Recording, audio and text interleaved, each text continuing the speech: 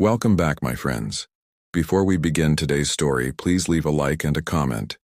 The channel is going through a difficult time and truly needs your support right now. Every interaction means a lot to me. Thank you so much, and now, let's begin the story. I got to the Cold Spring Ranger Station on the 2nd of October, which in that part of the state is already winter with a polite name on it. The drive up from Duluth took 4 hours, and the last 40 minutes of it were on a county road that had stopped pretending to be paved somewhere around the turnoff for Vetch Lake. Frost heave had folded the asphalt into long gray waves. My truck bottomed out twice. On either side, the tamarack had gone that shocked-looking gold they turn right before they drop everything, and there was a skin of ice on the ditch water that hadn't melted even by 11 in the morning. I remember thinking it was beautiful. I want that on the record, because I don't think it anymore. I remember pulling over near the boundary sign for the Nokomis Reach Preserve. Brown board, routed white letters, a little pine tree in the corner, and taking a picture of it with my phone to send to my sister. New office, I typed. Not bad, huh? She wrote back a thumbs up and a heart. That was the last completely ordinary conversation I had with anybody for about a year. My name is Nora Halverson. I was 34 that fall. Before Nokomis Reach, I spent 8 seasons on a wildland fire crew out of Grangeville, Idaho, which is the kind of job that either kills you or gets old, and it got old about the same time my knees did. So I put in for interior transfers, and the only one that came back fast was a seasonal to permanent ranger slot at a preserve I'd never heard of, in a county I couldn't find on a map without squinting. That should have been the first thing. Nobody hires fast in the federal system. Nobody hires in October. When a job is easy to get, it's because the last person left in a hurry. The station sits at the end of a gravel spur 2 miles inside the boundary. It's a squat brown building with a green metal roof, a detached garage for the trucks and the snow machines, a fuel tank on a concrete pad, and a flagpole with a rope that slaps in the wind all night long. Behind it, 3 little bunkhouse cabins in a row. Behind those, nothing. 211,000 acres of nothing, going north, until it stops being Minnesota and becomes Ontario. And it doesn't much matter which, because the trees don't know the difference. There were 2 trucks in the lot when I pulled in. I got my duffel out of the back and stood there for a second, because the quiet up there is a physical thing. You don't notice it as an absence. You notice it as pressure, like the inside of an ear. The door opened before I got to it. "You're early," the woman said. "Good." She was in her 60s, short and thick through the shoulders in the way people get when they've spent their lives moving things that didn't want to be moved. Iron gray hair cut like she did it herself with fabric scissors. Uniform pressed, reading glasses hanging on a string. Her name tape said, Kjelland. "Nora Halverson," I said, and put out my hand. She looked at it a beat too long before she took it. I'd learned later that everybody up there does that. It's not rudeness. It's a habit that comes from a specific kind of fear, and it took me until February to understand it. "Marta Kjelland, station chief. Come in, it's 12 degrees and you're letting it in." Inside was warm and smelled like burnt coffee and wet wool. Government issue everything. 3 steel desks, a bank of filing cabinets, a wall map of the preserve under glass with grease pencil marks all over it, a radio base station with the handset resting crooked in the cradle, a wood stove in the corner with a kettle on it, which is not government issue, and which somebody had clearly fought to keep. A man sat at the far desk doing paperwork.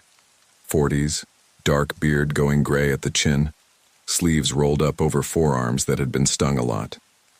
He looked up, nodded once, and went back to his form. "Odell Pike," Marta said. "He'll be your patrol partner most days. He doesn't talk much until he's decided about you." "How long does that usually take?" "Ask him in the spring." Odell made a sound that might have been a laugh. Marta poured me a cup of coffee I didn't ask for and set it on the desk that was going to be mine. Then she went to the filing cabinet, opened the second drawer, and took out a laminated card. It was the size of an index card. White-black text, the lamination gone soft and cloudy at the corners from handling. She held it in both hands for a second like she was deciding something, then put it down in front of me. "Before anything else," she said. "Before the safety briefing, before the vehicle checkout, before I show you where the bathroom is, you read this and then you read it again, and then you tell me you've read it." I picked it up. There were 5 rules on it, numbered in a plain serif font. I've read that card probably 9,000 times since. I can write it out from memory, and I'm going to, because it's the only part of this I'm sure I'm allowed to tell you.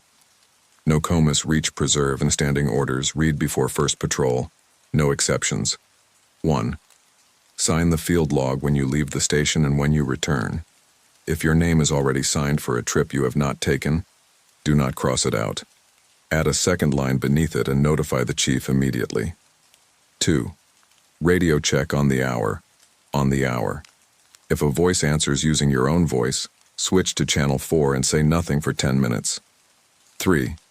If someone calls your name from off-trail, count the calls. A person calls twice and then waits. 3 or more calls with no pause between them is not a person. Walk toward the nearest road. Do not answer. Do not look. 4. Between first hard frost and thaw, do not photograph the tree line at dusk. This includes phones, trail cameras, and the dash units. Cameras facing the tree line after 4:30 p.m. must be capped or turned inward. 5. Never enter the preserve after dark with an odd number of people. 2, 4, 6. Never 3. If a member of your party is missing, your party is the wrong size.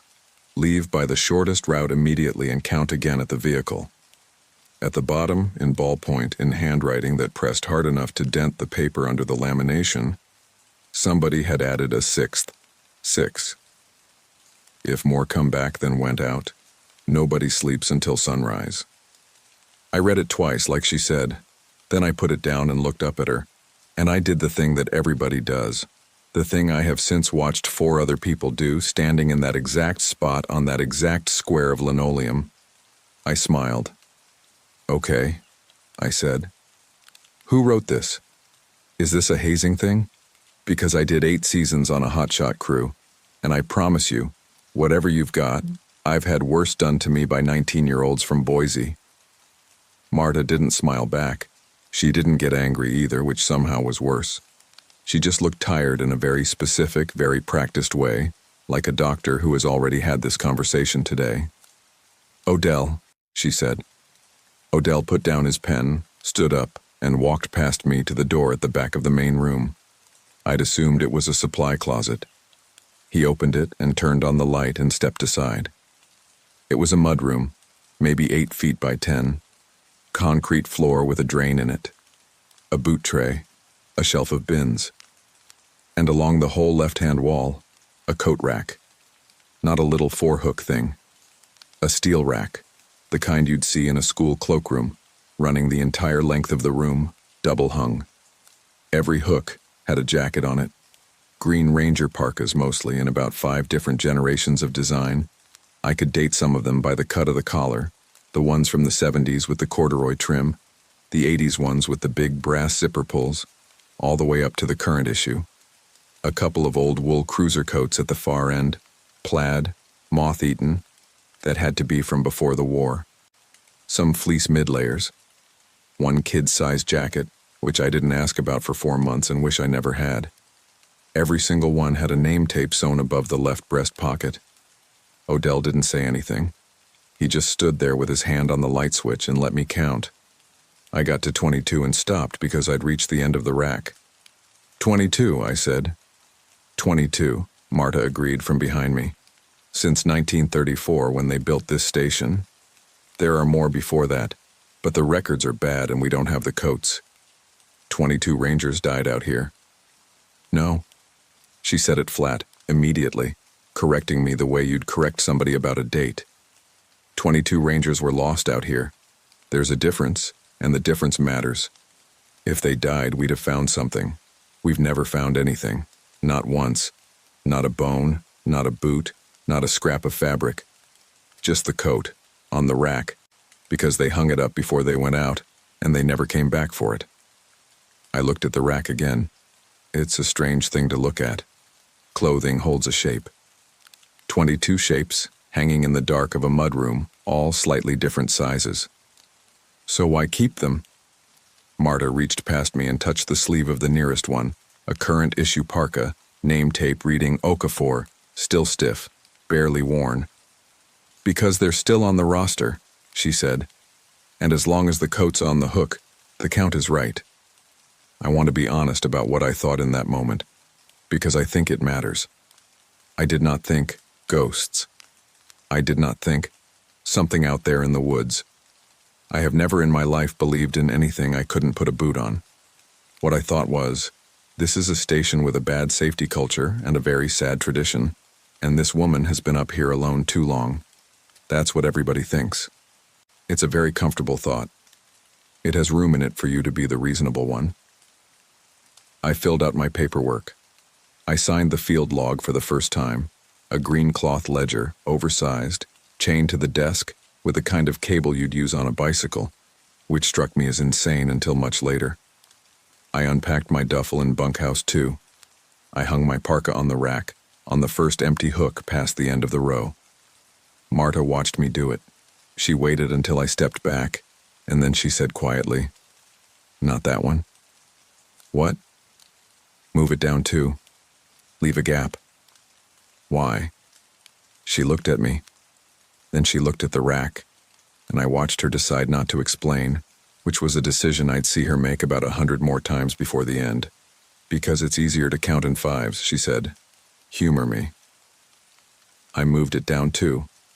Here's what a normal week looked like, because I want you to understand that most of it was normal, and that's the part nobody believes. Up at 5:30. Coffee. Weather off the No AA feed, which was wrong about half the time because the Reach makes its own weather. Vehicle check. Radio check. Sign the log. Name, date, time out, planned route, expected time back, and a number in a box on the far right labeled party. Always the party number. Marta was more particular about that box than about anything else in the entire station, including the fuel logs, and the federal government is extremely particular about fuel logs. Then out. Trail maintenance, culvert clearing, permit checks at the 4 entry points, water sampling at Nakamis, Vetch, and Little Sturgeon. Hauling out what people leave behind, which is a genuinely staggering amount of garbage for a place this remote. Foil, fishing line, disposable grills, one time an entire couch. Signage, boundary marking, chainsaw work on blowdowns. In the fall, checking hunter registrations along the east strip where hunting's permitted. It's good work. I want to say that. I love the work, even after. Especially after, maybe. Odell and I ran the north half. He was, as advertised, not much of a talker for the first 3 weeks. And then one morning in the truck he asked me if I knew anything about bees, and it turned out he kept 11 hives at his place in town and could talk about them for 4 uninterrupted hours. After that, we were fine. The other ranger was Toby Ningyen, 23, first season from St. Paul, came up on a seasonal appointment out of the U's forestry program, and stayed on. Toby was the kind of young that's almost a medical condition. Everything was interesting to him. He had a beautiful old Canon film camera his grandfather gave him, and he shot maybe 6 rolls a month. And he was good. Really good. I still have 2 of his prints framed. Don't ask me how I got them. The rules came up constantly and never as a big dramatic thing. That's what I didn't expect. In my head, rules like that would be whispered about. In practice, they were just procedure, the way hard hat in the drop zone is procedure. Odell would say, "Hours up," and pull the radio off his belt. Pike to base, radio check, 1300, and Marta would come back, base copies Pike, 1300, and that was that. Every hour, even sitting in the truck 20 feet from the station door. Once, in November, I said something about how it seemed like overkill when we were in line of sight of the building, and Odell said, "It's not about where you are. It's about whose voice comes back." And then he asked me if I'd ever heard of a queen excluder, and that was the end of it. The camera rule was the one that annoyed people. We had to physically cap the dash cameras at 4:30, and after the clocks changed, that meant we were driving around blind on the recorder for the last hour of shift, which the regional office hated. Marta had been fighting them about it in memos for 11 years. She had a whole file of it. Her position, as written, was that the units iced over at dusk and produced unusable footage, which was a lie, but it was a bureaucratically sturdy lie, and it had held for over a decade. Toby asked her about it once straight out. What actually happens if you take the picture? And Marta, who I never once saw lose her temper, put down her pen and said, "You get the picture." That's all. She wouldn't say more. Toby laughed and said, "That's such a non-answer," and she said yes, and picked her pen back up.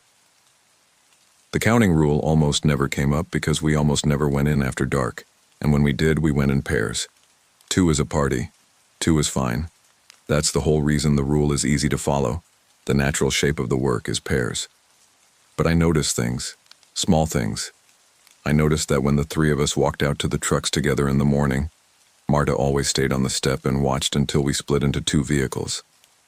I noticed that the field log had a column for party size, and that Marta initialed it herself, in red every single night, going down the page like a bank teller. I noticed that there was a second, older log in the bottom drawer of her desk that she wrote in with a fountain pen and never left open. And I noticed the birches. There's a stand of paper birch at the southeast corner of Little Sturgeon, maybe an acre of it, mixed in with the spruce. Late October, Odell and I were flagging a reroute through there because the old trail had gotten soggy, and I went to tie a ribbon on a birch and stopped, because the trunk had marks in it. Tally marks. 4 vertical, 1 diagonal across, cut into the bark with something sharp, then healed over and darkened, so the scar tissue stood out black against the white. Groups of 5 running up the trunk in neat columns from about knee height to as high as a person could comfortably reach. Then the next tree. Then the next. Old cuts and new cuts. Some so old the bark had swallowed them into a ripple you could only read with your fingers. Some pale and raw. Odell. He came over. He looked at the tree. He didn't look surprised. "Yeah," he said. "Who does that?" "Nobody does that. Somebody does that. That's a knife." He put 2 fingers on one of the newer cuts, and I watched him count under his breath, lips moving, all the way up the trunk, and then over to the next tree, and the next. It took him a while. I stood there in the cold with a roll of pink flagging in my hand, feeling stupid. When he was done, he said, 22, and put his hand in his pocket. "That's how many jackets are on the rack." "Yep." "So somebody from the station comes out here and cuts a mark every time we lose somebody." Odell looked at me for a long moment. It was the first time I'd seen him look anything other than mildly amused. "Nora," he said, "I've been here 9 years. Nobody has ever cut a mark on those trees. Marta's been here 22. Nobody's ever cut a mark on those trees. Hal Vetch was chief for 19 years before her, and he'll tell you the same. We come out here maybe twice a year to check the count, and every time somebody's gone, the count's already gone up before we get here." I laughed. I want to be clear that I laughed. "So somebody's messing with you?" "Sure," he said, "for 90 years. In a spot 4 miles from the nearest road that nobody visits without ever once being seen, and always within about a day of somebody disappearing." He shrugged and picked up his end of the flagging. "Could be. It's a big country. A lot of dedicated people in it." I tied my ribbon. We finished the reroute. On the walk out, I kept looking back at those trees, white as bone in the flat gray light, all of them scarred. That night, I looked up the preserve's history on the station's terrible satellite internet. Nokomi's Reach was established as a state forest in 1908 and expanded in 1934. Before that, it was federal survey land. Before that, it was Anishinaabe land. And there are places in the Reach you don't go.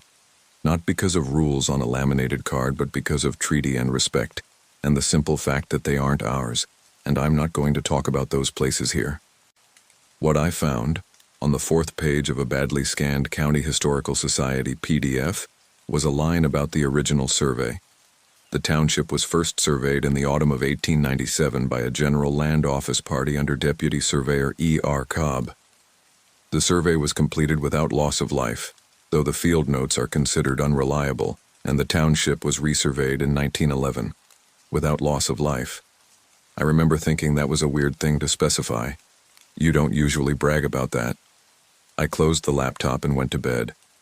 Outside, the flagpole rope slapped, and something walked through the leaves behind the bunkhouses, and I told myself deer, because it was that time.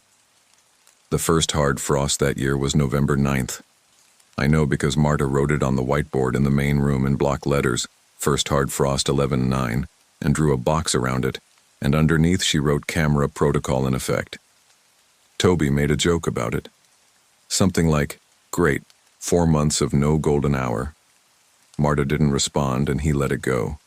2 weeks later he took the picture. I know exactly how it happened because I was there, 40 feet away, with my back turned, and I have gone over those 40 feet and that turned back approximately every night since. We were closing out the season on the Sturgeon Ridge overlook, pulling the interpretive panels, which we do every year so the freeze-thaw doesn't destroy them, and locking the vault toilet. It's a nice spot. You come up through jack pine onto a granite shelf and the whole northeast quarter of the preserve opens up in front of you. 60 square miles of black spruce and open bog and the crooked silver line of the Sturgeon going through it. On a clear evening you can see the ridgeline in Ontario. It was a clear evening. Cold, maybe 8 degrees, no wind. We'd taken longer than planned because one of the panel bolts was seized and I'd had to go back to the truck for penetrating oil. The sun went down at 4:41 that day. At about 4:35, I was crouched over the last panel with a socket wrench, and Toby said, "Hey, Nora, look at that." I said, "Hang on," because the bolt was almost free. The light on that ridge at dusk in November is genuinely one of the most beautiful things I've ever seen, and I understand exactly why he did it. The sun goes down behind you, and the last of it comes across horizontal and hits the tree line on the far side of the bog, and for about 90 seconds the black spruce turned this impossible burnt orange, every single needle lit, and behind them the sky goes the color of a bruise. It doesn't look real. It looks like a painting somebody overdid. I heard the shutter. That old cannon has a very particular sound, a heavy mechanical chunk ratchet as the mirror slaps, and he wound on. I stood up. He was standing at the edge of the shelf with the camera to his eye. He wound on and shot again. Chunk ratchet. "Toby." "I know," he said, not lowering it. "I know. One more. Chunk ratchet." "Toby." He lowered the camera and looked at me and grinned. And he was 23, and I remember that grin so clearly. Not defiant, just delighted. Like a kid who's gotten away with grabbing an extra cookie in front of an aunt who isn't going to tell. "3 frames," he said. "That's it. Look at that light, Nora. I'm not going to get that again until March." And here is the thing I have to admit. I laughed. I said something like, "Why, you're going to get me in trouble," and he said, "You didn't see anything."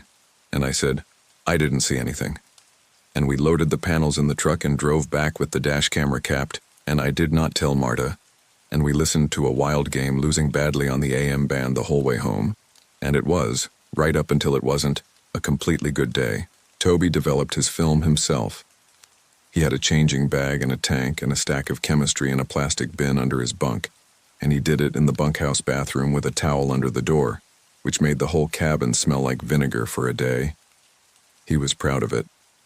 He'd hang the strips from a wire over the shower with clothespins and then come get us when they were dry, and we'd all crowd in there in the steam smell to look at negatives on a light panel he'd built out of a Tupperware and a headlamp. He processed that roll 4 days later on a Sunday, and came into the main room with the strip in his hands and a look on his face I couldn't read. Marta was at her desk. Odell was off. I was refilling the stove. "Hey," Toby said. "Weird question. Do we have, is there a second trail camera out on Sturgeon Ridge? Something the state put in? DNR wolf survey, anything?" Marta looked up. She got very, very still. "Why?" "There's a..." He stopped. He was holding the strip up to the window light, squinting. "There's something on the last 3 frames I don't remember being there." Nobody moved for a second.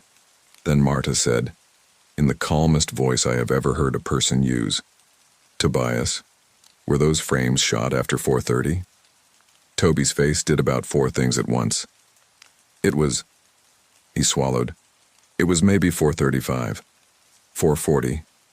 I'm sorry. I know. It was the light, it was. I only did 3.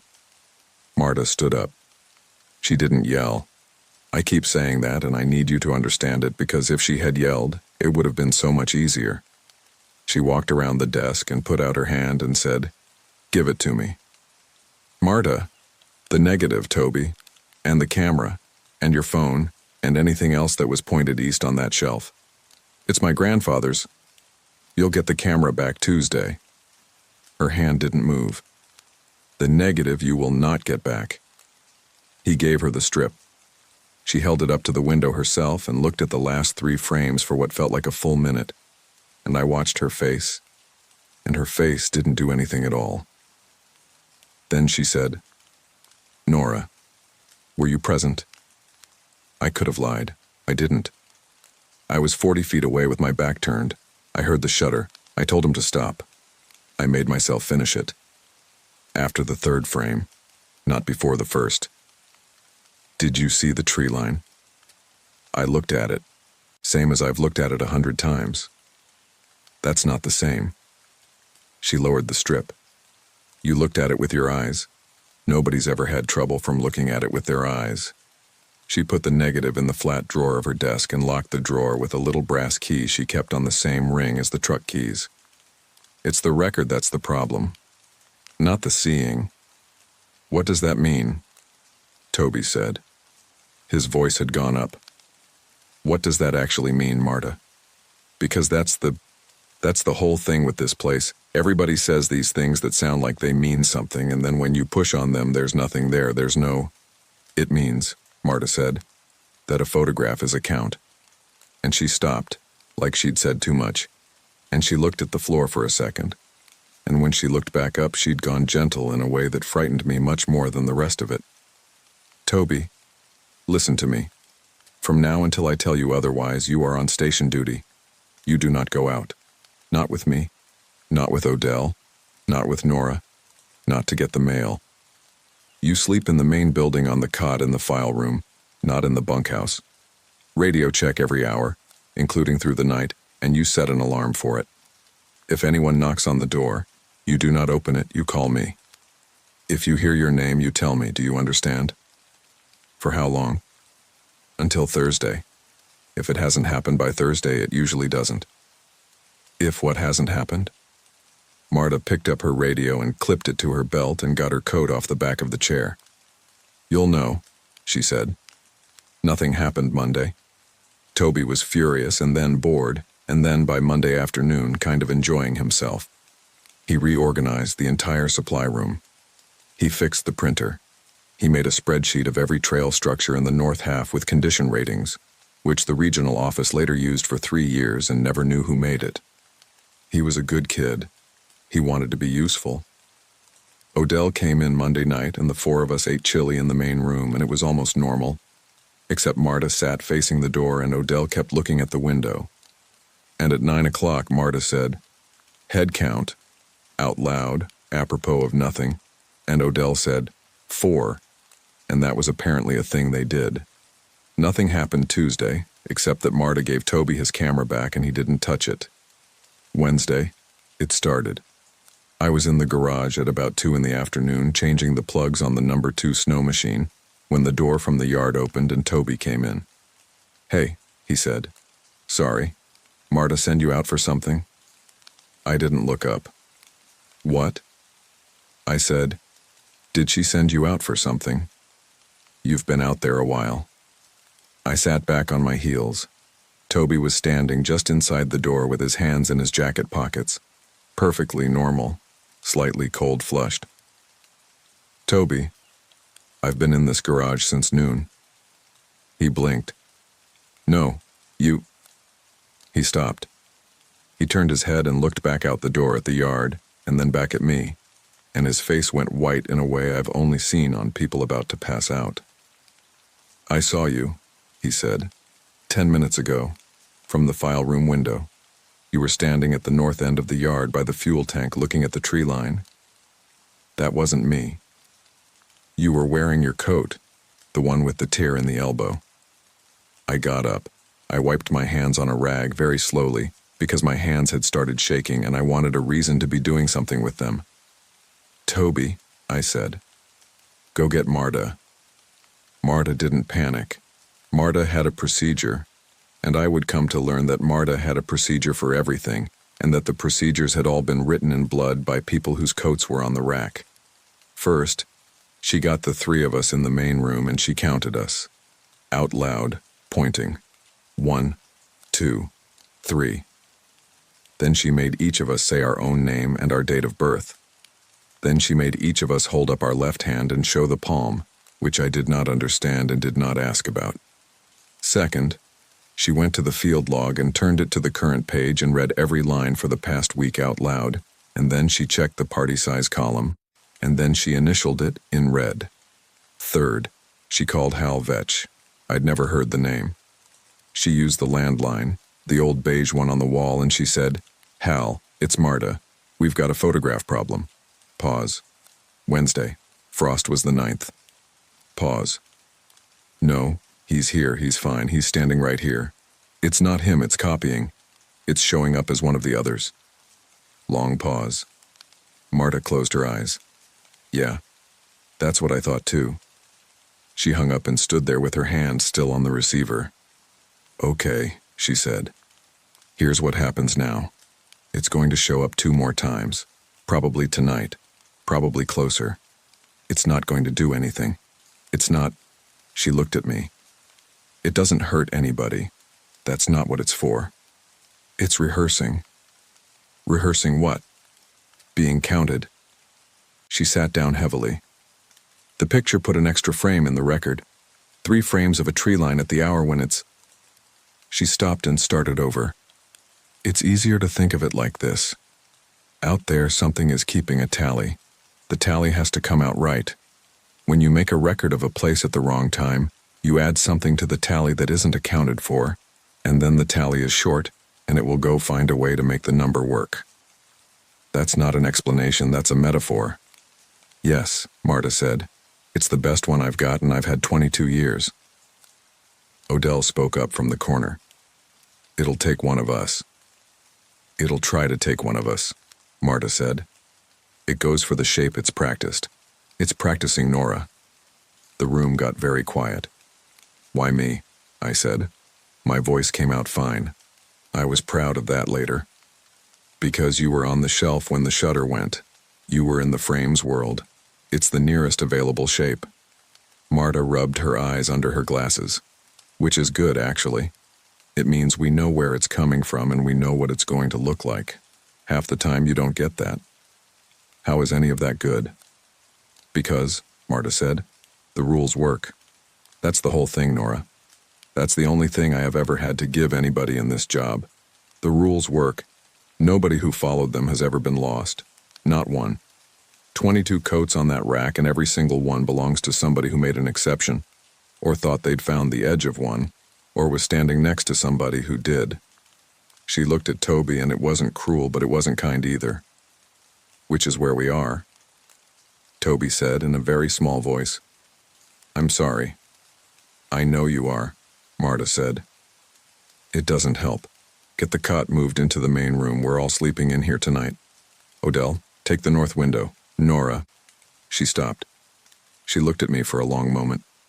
"What?" I said. "Nothing." She turned away. "Take the south." That was a lie, and I knew it was a lie, and I found out 4 days later what the truth was. And by then it was much too late for it to matter. Here's what a night in that room was like, in case you want it. The wood stove ticks. The flagpole rope slaps off rhythm, maybe every 11 seconds, never quite settling into a pattern you can sleep through. The radio base station has a green power LED and a hiss you stop hearing after 10 minutes and start hearing again the second you think about it. Outside, the yard light on the garage throws a cone of orange onto packed snow, and everything outside that cone is not dark exactly but unresolved, like a photograph with the shadows crushed. We took the hourly radio checks in rotation. It's a strange thing, doing a radio check when everyone in the world you'd be checking with is in the room with you. Marta made us do it anyway, calling into a base station 8 feet away, and the base station answered itself, and that was correct, and we all listened to make sure it was. At 1 a.m., Odell said from the north window, "Yard." We all got up. There was a person standing at the north end of the yard, just at the edge of the light near the fuel tank. Green parka, hood down, dark hair, hands at the sides, facing the tree line. I could see the tear in the left elbow of the jacket. I'd done it on a barbed wire fence at the old Vetch homestead in October and stitched it up with dental floss because it was what I had. I was wearing that jacket. I was wearing it right at that moment. I looked down at my own elbow and there was my dental floss stitching, gray against the green. And then I looked back out the window at my own back, 40 yards away, in the cold, not moving. I did not scream. I want to say that I did something impressive. What I actually did was say, "Okay," out loud, once, in the tone of voice you'd use to acknowledge a change to a meeting time. Marta said, "Nobody goes out, nobody opens a window, nobody says her name." "It's not doing anything," Toby whispered. "It's not supposed to. Watch its feet." I watched its feet. Or I tried to. It was at the edge of the light and the snow was scuffed there from the trucks. It stood at the fuel tank for 1 hour and 11 minutes. It never moved. Not a shift of weight, not a turn of the head, not the small, constant adjustments a body makes. Snow started coming down around 2, and it accumulated on the shoulders of that jacket, and I watched it accumulate on my own shoulders, out there in the cold, and I did not go outside. And I have never been more aware of the temperature of a room in my life. At 2:11, the yard light flickered, one of those old sodium fixtures. It did that in the cold. And when it came back, the figure was gone. Marta made us wait until it had been gone for a full hour before anybody moved. Then she and Odell went out with rifles and flashlights in a pair, and I stood at the window with Toby and watched them walk to the fuel tank. They came back in with snow on them, and Odell said, "No prints." "None?" I said. "None. Snow's clean under where it was standing. 6 inches of fresh and it's flat." Marta was already at the field log, initialing. Toby said, "So it doesn't have a body. It's like a projection or a..." "It has a body when it needs one," Marta said. "That's the whole problem. Sit down, Toby. 2 more nights." We didn't make it to Thursday. At 4:40 on Wednesday afternoon. I have thought a great deal about that time, about the fact that it was the same time on the clock as the shutter. The radio went off. It was a hiker, a real one. That's the part that still gets me. The whole thing came in through the front door of the ordinary world. A woman named Dana Reinhold, 41, from Eau Claire, calling from the trailhead kiosk at Little Sturgeon on the emergency phone, saying that her husband had gone ahead on the ridge loop that morning to get pictures and hadn't come back, and that his car was still there, and that she'd waited 4 hours and it was getting dark and she was scared. That is a call we get maybe 6 times a year, and it almost always ends with a guy walking out of the woods at 9 p.m., embarrassed and cold. Marta took it. I watched her take it and I watched the shape of the problem land on her, because here's the arithmetic. There were 3 rangers and a chief. Toby was restricted to station. That left me, Odell, and Marta, and a real live person lost in real live 12-degree weather with a real live wife on the phone, and the sun already down. 3. Marta stood there with the handset against her shoulder and did the math in front of us. "Odell and Nora go in as a pair from the north trailhead," she said. "I take the truck around to the south access alone and work the road. I stay in the vehicle. Vehicle isn't the preserve." "That's not..." Odell started. "It's the interpretation we're using tonight." Marta. "Odell, there is a man out there in 12 degrees and it's going to be -5 by midnight." She keyed the handset. Ma'am, this is Chief Kjelland. We're rolling now. I need you to get in your vehicle and start the engine and stay in it. Do not go looking for him. Do you understand?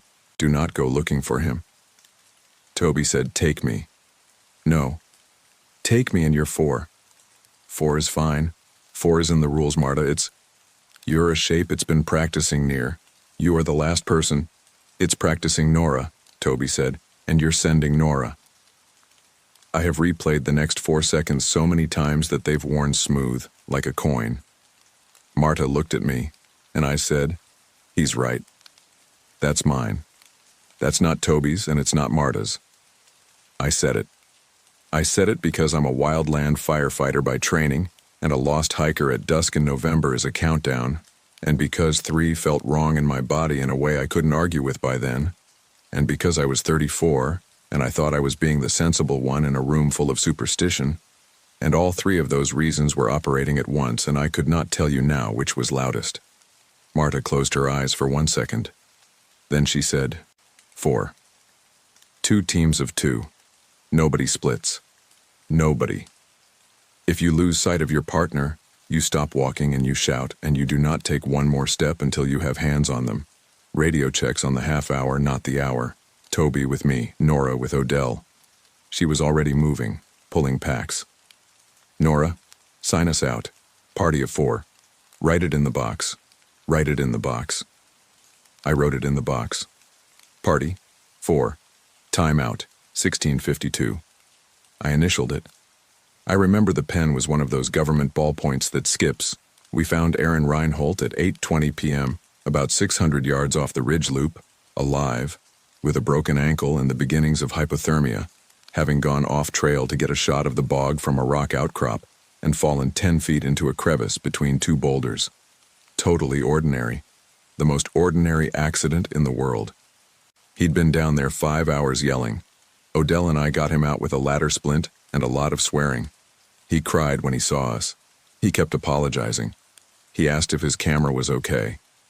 We radioed Marta and Toby at 8:31, and they brought the truck around to the closest point on the South Access Road, and we had him in the back with the heat blasting by 9, and his wife met us at the north lot, and I drove them both to the clinic in Vetch Lake myself. It was a save. It was a clean, good, total save. And Aaron Reinhold is alive today and has 2 kids and sends the station a Christmas card every year, which Marta used to put on the corkboard and which I now put on the corkboard. I got back to the station at 11:40 p.m. There were 3 trucks in the lot and every light in the building was on, and Marta was standing in the doorway in the cold with no coat on. I knew before I got out of the truck. Here's what happened as best as anyone could reconstruct it. At the point where the South Access Road runs closest to the ridge loop, there's a gate and 150 yards of old skid trail. Marta parked at the gate. When Odell's call came in that we had Reinhold, she and Toby went up the skid trail on foot to meet us at the loop junction with the litter and the extra blankets. 2 of them. A pair. Correct. They walked up the skid trail together. Marta was in front with the litter, Toby behind her with the pack, and they were talking. She said they were talking about his spreadsheet. She said he was excited about it. He wanted to show her a thing he'd figured out about culvert failure rates.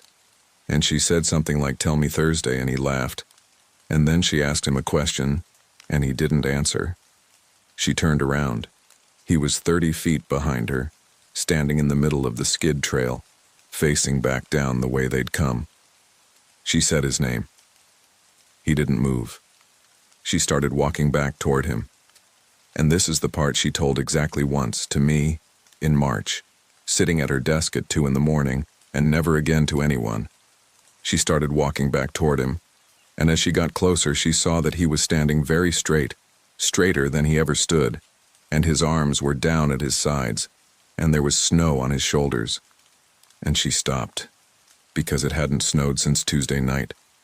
She said she stood there for what felt like a long time, and was probably 4 seconds. She said the thing on the skid trail did not look at her. She said, out loud, to nobody, "The party is the wrong size," which is not a thing anybody has ever said out loud in the history of that station. It's a line off a laminated card, and she said it like a prayer because it was the only prayer she had.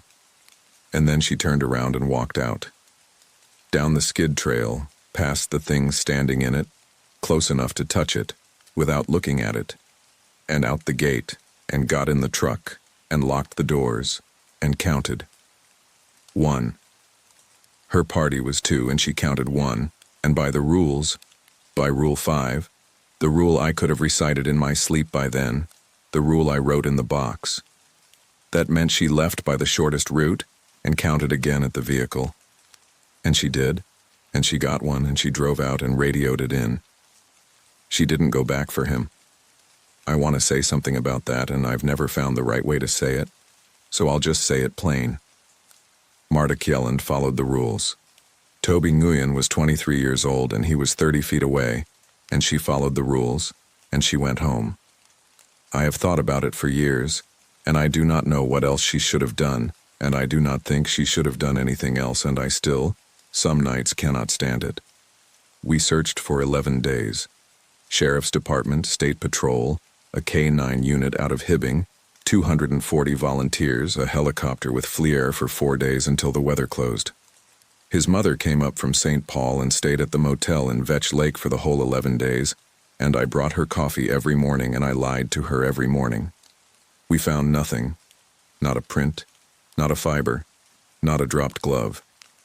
The K-9 handler said the dog worked the skid trail like there was nothing there, which is not the same as failing to find a scent. She said the dog wasn't interested, the way it would be interested in a place a person had been. She was upset about it. She'd been doing that work 18 years. The official finding was that Ranger Tobias Nguyen departed from the search party in low light, became disoriented and succumbed to exposure in an area of dense blowdown, and that recovery was not possible due to terrain and snow conditions. There was a memorial in St. Paul in December. I went. Marta went. Odell went. We wore dress uniform, and the three of us stood in the back, and afterward his mother hugged me and thanked me for looking so hard. His coat went on the rack. Marta did it herself, on the 12th day, when everybody else had gone home. I came in through the mudroom and she was standing there with his green parka in her hands. Nguyen, brand new, the name tape barely faded, and she was crying, silently, with her face completely still, the way people cry when they've had a lot of practice. She hung it on the hook next to mine, and then she said, without turning around, "Go look at the log." I went and looked at the log, the page for the 18th of November, my handwriting, Halverson, Pike, Kjelland, Nguyen, timeout 1652, party, 4, my initials in the corner in skipping ballpoint, and underneath, on the return line, in the column for time back, Nguyen, T, 2114. In his handwriting, his actual handwriting, the weird tight little print he used with the T that he crossed too low. Signed back in at 9:14 p.m., which was 43 minutes after Marta counted one and drove out, and roughly 2.5 hours before anyone else came back to that building. Nobody was in the station at 9:14. The station was empty and locked. I checked the door log on the keypad. Nobody came in. I stood there and looked at it for a long time. Then I got a pen, and I put my finger under the line to hold my place, and I did the only thing there was to do, which was Rule 1. I did not cross it out. I added a second line beneath it. Nguyen, T, did not return. N, Halverson, witness. And I went and told the chief. I could have quit. People ask me that. Marta asked me directly in December, sitting across from me with 2 cups of bad coffee, and she made it easy. She said she'd write the transfer herself. She said nobody would think anything of it. She said the last 4 people who left after their first loss all had good careers somewhere else, and one of them was a deputy regional director now. I said no. I've had a long time to be honest about why. It wasn't courage and it wasn't duty, and it definitely wasn't that I'd come around to believing her. What it was that I'd written 4 in a box, and Toby had said, "Take me." And I had said, he's right. And if I got in my truck and drove to a park in Wyoming, I was going to be a person who did that and then drove away. So I stayed, and the winter came down on us like a lid. Winter at Nokomis Reach is 5 months long, and it is very, very quiet. The preserve gets maybe 40 visitors between December and March, all of them serious people on skis or snowshoes with permits and satellite beacons. The work becomes, keep the roads open, keep the machines running, check the remote cabins, break trail, watch the ice, and wait. And it is in that quiet that I stopped being a person who thought Marta had been alone up there too long. It didn't happen in one moment. That's what I'd tell you if you're expecting a moment. It happened the way you learn a language in 100 small increments until one day you realize you're thinking in it. Small things. The radio hiss on Channel 1 changed pitch on cold, clear nights, always about an hour after full dark, and it changed in a pattern, 3 descending steps, and Odell would reach over and turn the squelch up without comment. The truck odometers were wrong on the south axis. Every single vehicle, consistently, by about 4/10 of a mile in the same direction, and the road had been surveyed twice. There was a spot on the Vetch Lake portage where you could stand and hear a chainsaw running about a mile north, faint but perfectly clear, and there had never been a permit issued for saw work in that block in the entire history of the preserve, and Odell said it had been doing that since at least '09. And the birches. I went out to the birches on the 6th of December, alone on a snowshoe day when I was supposed to be checking beaver activity on Little Sturgeon, and I stood in that stand with my breath going up in a column and I counted the tally marks. 23. The newest one was still weeping sap, frozen into a little amber bead, and it was cut about 5.5 feet up on a tree at the northeast corner of the stand, which is a comfortable height for a man of about Toby's height to cut a mark. I did not tell anybody about that for 11 months. In January, I did my first solo overnight at the Black Duck Cabin. The Reach has 4 backcountry cabins, holdovers from the CCC days, that we maintain for winter travelers and use ourselves on long patrols. Black Duck is the farthest, 19 miles in by snow machine, on a little rise above a frozen creek, 1 room, a barrel stove, 2 bunks, a broom, a shelf with a Coleman lantern, and a can of beans that has been there since 1998 as a joke. Marta ran me through the overnight protocol 3 separate times before she'd let me go. You arrive before 3. You get wood in before dark, all of it. You don't go out again for wood. You sign the cabin's logbook with your name and party size, and you read the last 5 entries. You do radio checks on the hour, including overnight, and you set 3 alarms because you will sleep through 1. The door stays barred. There are no exceptions to the door. If someone knocks, you do not answer and you do not speak. If someone knocks and says a name, anyone's name, yours, mine, a name you don't know, you pick up the radio and you key it and you leave it keyed. Don't talk. Just hold it open. We'll know. I got there at 2:15. I got wood in. It was -11 and falling. The cabin took 2 hours to get above freezing, and then it got glorious, the way those little places do, the stove ticking and the frost on the inside of the window going to water and then to nothing. I signed the cabin log, Halverson, N, Ranger Patrol, Party 1. I read the last 5 entries like she said. 4 of them were normal, a couple from Bemidji in October, a solo skier in November, Odell in December, a permitted group of 3 in early January who'd written thanks for the firewood with 2 exclamation points. The 5th, the most recent, dated 8 days before mine, said, Nguyen, T. Ranger Patrol, Party 1. The same tight print. The T crossed too low. I sat and looked at that for a while. The stove ticked. Outside it got dark at 4:50. And then I did something I'm still a little bit proud of, which is that I got out my pen and wrote, on the next line, Halverson N. Ranger Patrol, Party 1, again, underneath my own entry, because Rule 1 says, when the log is wrong, you add a line, you don't erase, and I figured a cabin log is a log.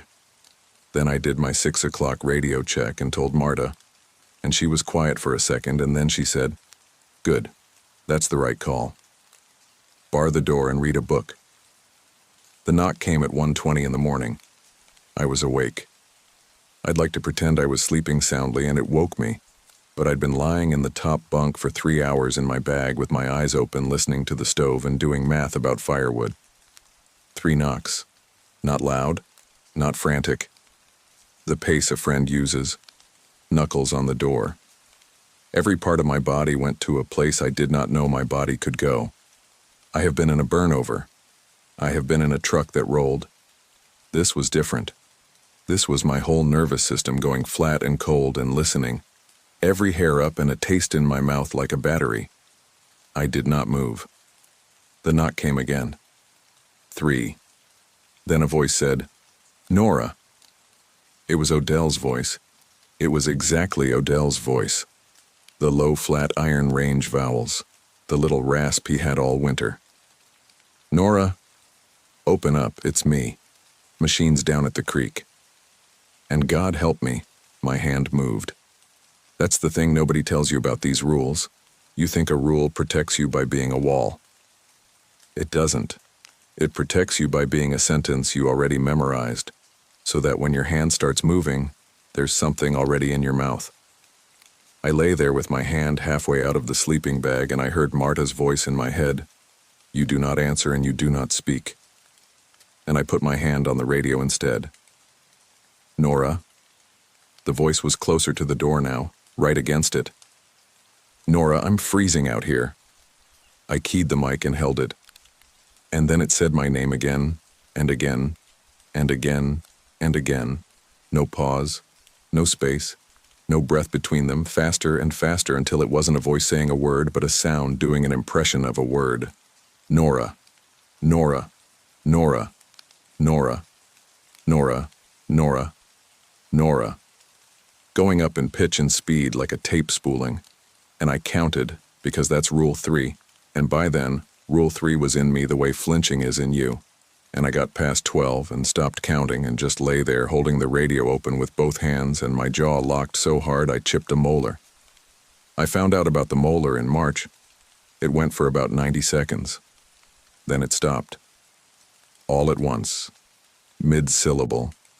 And then, very clearly, in a completely different voice, a woman's voice, older, calm, one I did not recognize at all, the thing outside the door said, "That's 12, dear. You have to say a number back." I did not say a number back. I lay there until the sky went gray at 7:40, and then I unbarred the door with a hatchet in my hand, and there was nothing out there. No prints. 6 inches of powder from the day before, unbroken from the door sill to the tree line, except for my own trail in from the machine. I did the 7 o'clock check. Marta answered on the first key. "Base copies. You okay?" "Yeah. Come home." "Yeah." "Nora." A pause. The hiss. "Did you say anything?" "No." "Good girl," Marta said, "and I am a 34-year-old former hotshot." And I sat down on the floor of that cabin and cried like a kid. And she waited on the channel until I was done without saying one word, which was, I think, the kindest thing anyone has ever done for me. Hal Vetch was 91 and lived in a house at the end of 3rd Street in Vetch Lake, which is named for his great-grandfather, and he had been chief at Cold Spring from 1972 to 1991. Marta took me to see him in February on a Saturday, on our own time. She brought a coffee cake. She'd been doing that every month for 20 years. He was small and bent and sharp as a tack, in a cardigan with a wool blanket over his knees, and when Marta introduced me, he looked me up and down and said, "How many?" "Sir?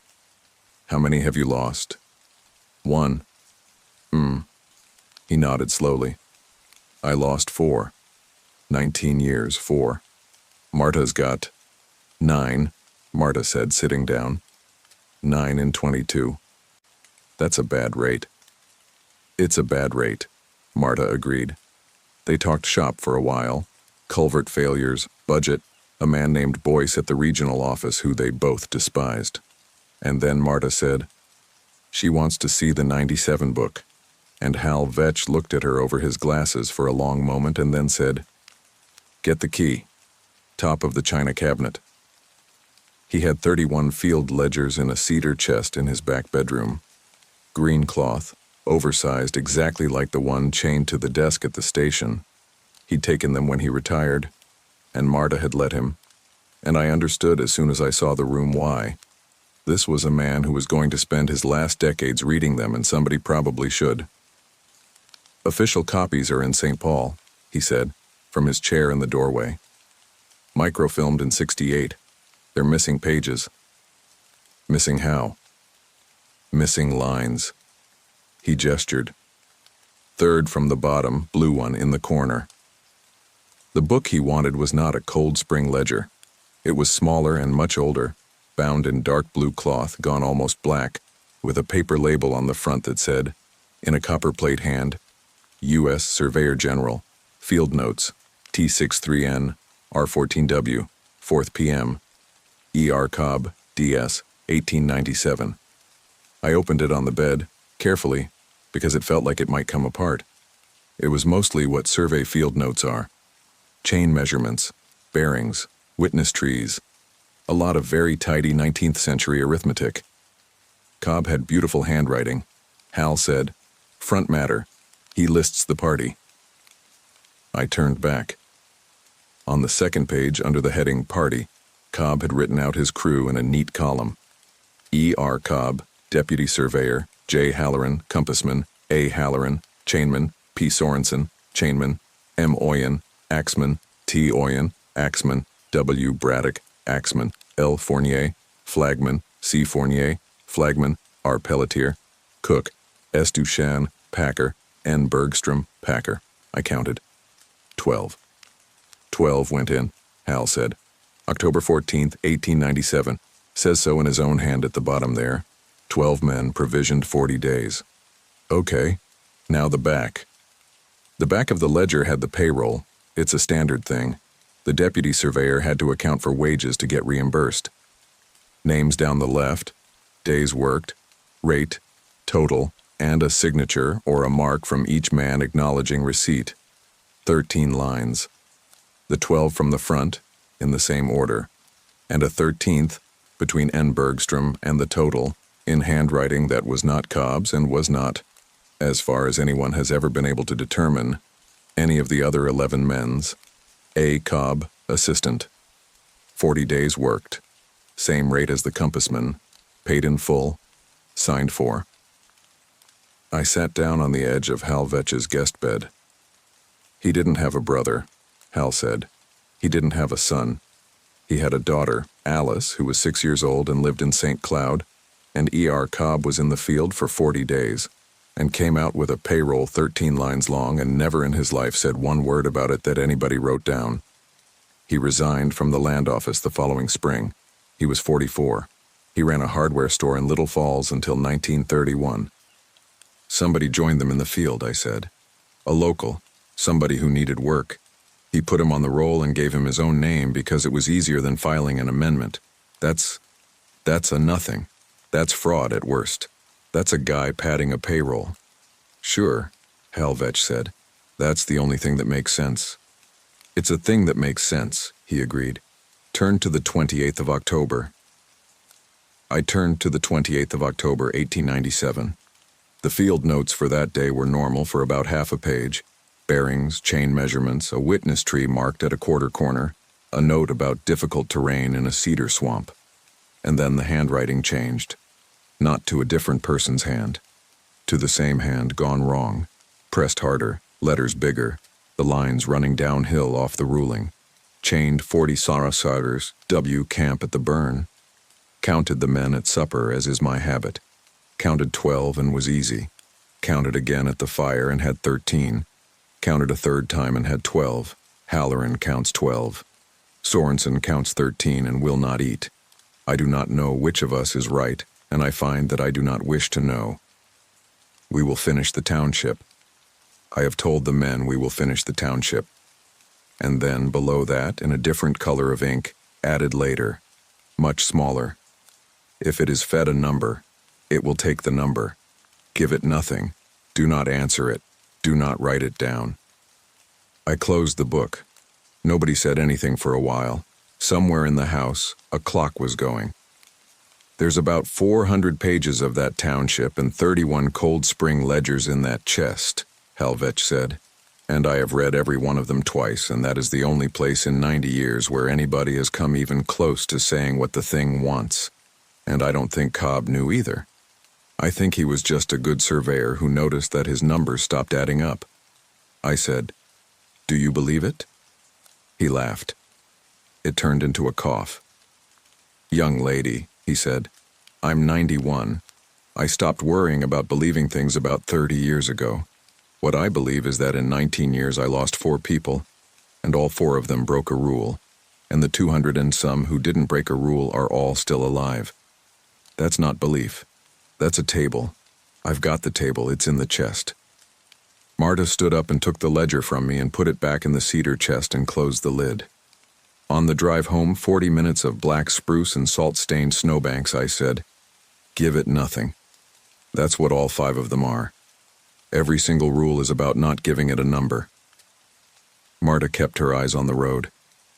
"Rule 1, I said, don't cross out the false entry, because crossing it out is a correction. It's you agreeing the count was wrong and fixing it, so you add a line instead and leave both. Rule 2, if your own voice answers, go silent for 10 minutes. You don't confirm you're there. Rule 3, don't answer when it calls. Rule 4, I stopped. A photograph is a count. That's what I've always thought, Marta said. And Rule 5 is just, don't hand it an odd number, because an odd number has a gap in it, because it can round up. Marta drove. I've never heard anybody put it together that fast, she said. It took me 9 years. Is it right? I don't know, Nora. She downshifted for the turn at the county line.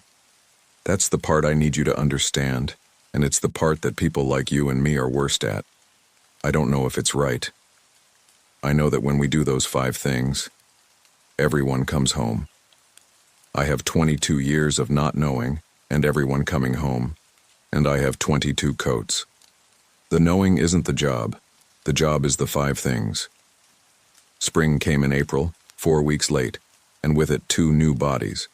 Priya Raghunathan, a permanent transfer out of Voyageurs, 31, and Cal Mercer, 28, a seasonal with a master's in ecology and a very good resume. I ran the card orientation for both of them, because Marta had started letting me do things, and because she said the second person to say it is always more convincing than the first. Priya read the card, went very quiet, and asked one question. Has following these ever failed? No. Then I'll follow them, she said, and hung her coat on the rack in the gap Marta pointed at. And that was the entire conversation. Priya is still alive. Priya is a district supervisor in Oregon now, and we text.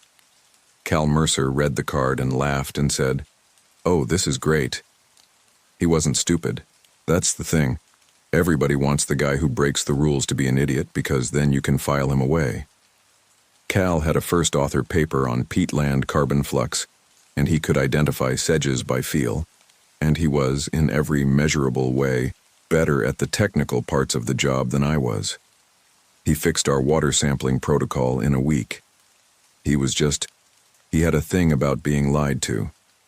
He'd grown up in a house with a lot of lying in it, he told me that once, and he'd built himself into a person who checked, which is a good way to build yourself.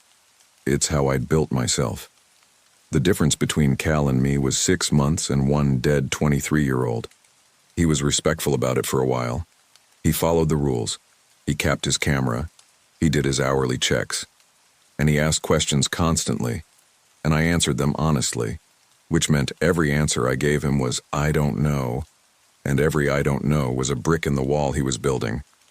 "You have to see it from my side," he said one night in June, on the step outside the main room, mosquitoes murdering us both. "You're telling me there's a phenomenon. Okay, phenomena have properties. You can test properties. You've got a station that's been here 90 years. You've got 31 ledgers. You've got a control condition and a treatment condition, and nobody has ever run the experiment. 22 people ran the experiment, Cal. 22 people ran it badly. By accident.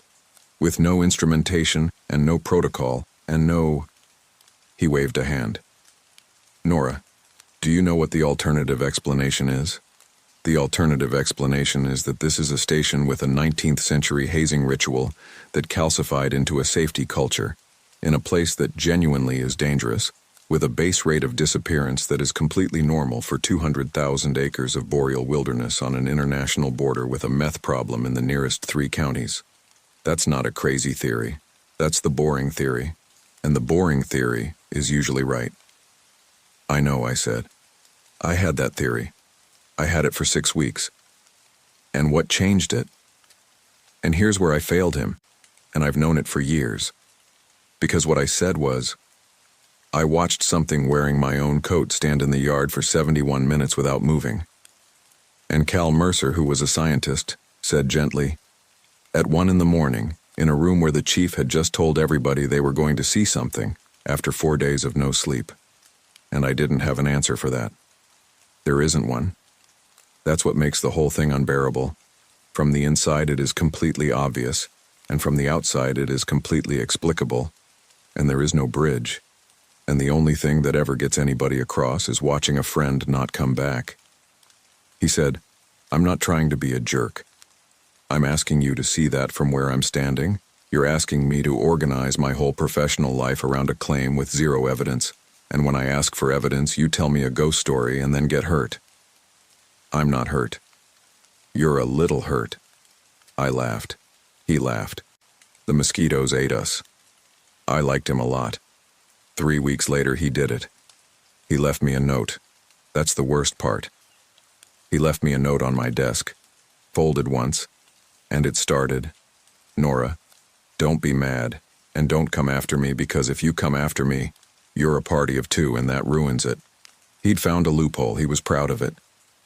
It's in the note, laid out in his handwriting like a proof. Rule 5 says never go in after dark with an odd number. Fine. But it doesn't say a single person can't go in. 1 is odd. So either the rule is incoherent or 1 is the test case. And here's the thing. If something joins me out there, I'm 2. 2 is a legal party. The rule itself says 2 is safe. So the worst realistic outcome is that I come back with better data than anyone's had in 90 years. He went in at 10:40 on the night of the 11th of July on foot, from the south access gate with 2 GoPros, a thermal spotter, a handheld GPS logging every 4 seconds, and a radio. He did his radio checks. He did every single one of them, on the hour, perfectly, which is the part I can't get past. He was breaking one rule with great care while following all the others, like a man wearing a seatbelt into a wall. I was at the base station. I'd found the note at 11:52, and Marta wouldn't let anybody go out, and she and I and Priya sat in that room all night with the lights on. Mercer to base, midnight check. All good.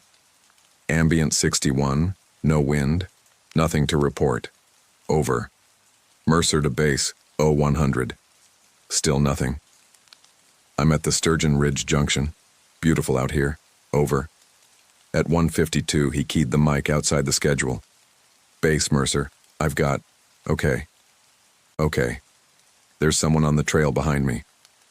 Marta took the handset out of my hand. Mercer, this is Kjelland. Do not turn around. Walk to the road. Do not speak to it. Acknowledge with 2 clicks. 2 clicks. Then, 20 seconds later, his voice again, and he was laughing. That bright, disbelieving laugh people do at fireworks. Marta, I'm 2, do you understand? I'm a party of 2. That's a legal party. I'm inside the rules. Whatever this is, it just made me legal. Mercer. Walk to the road.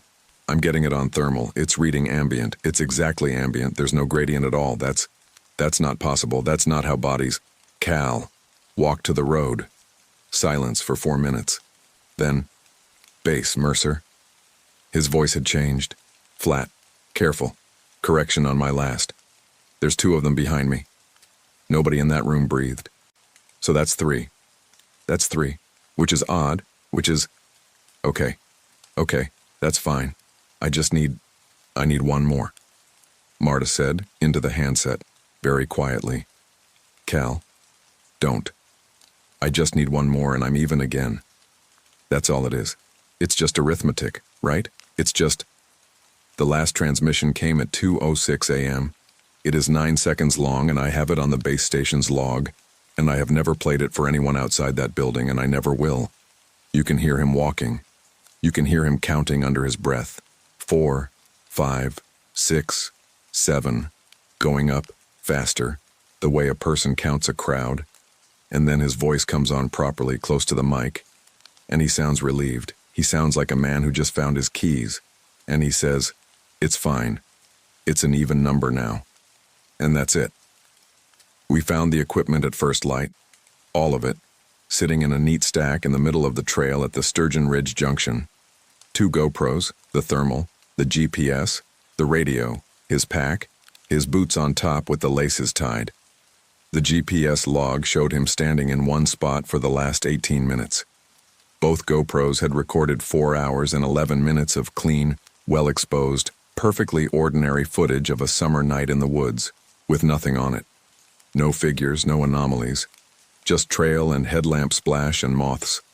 On the last 30 seconds of each of them, Cal's own voice, counting, and you can see his shadow thrown forward on the trail by his headlamp, and it is one shadow, and then it is one shadow, and then it is one shadow, all the way to the end.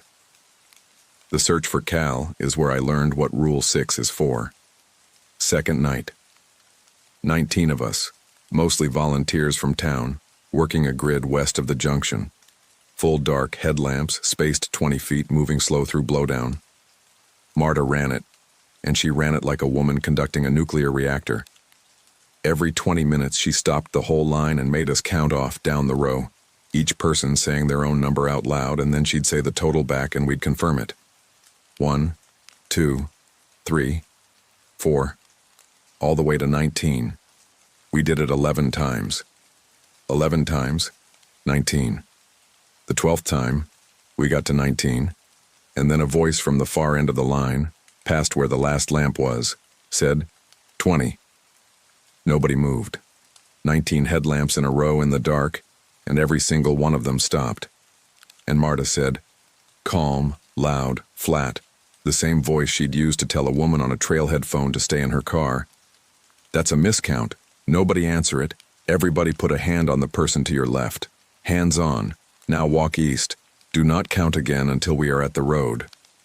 We walked east for 40 minutes in a chain, each of us gripping somebody's sleeve, 19 adults holding on to each other in the dark like school children, and behind us, the whole way, from off in the blowdown, a voice kept saying numbers. 21, 22, 23, patient, unhurried, going up.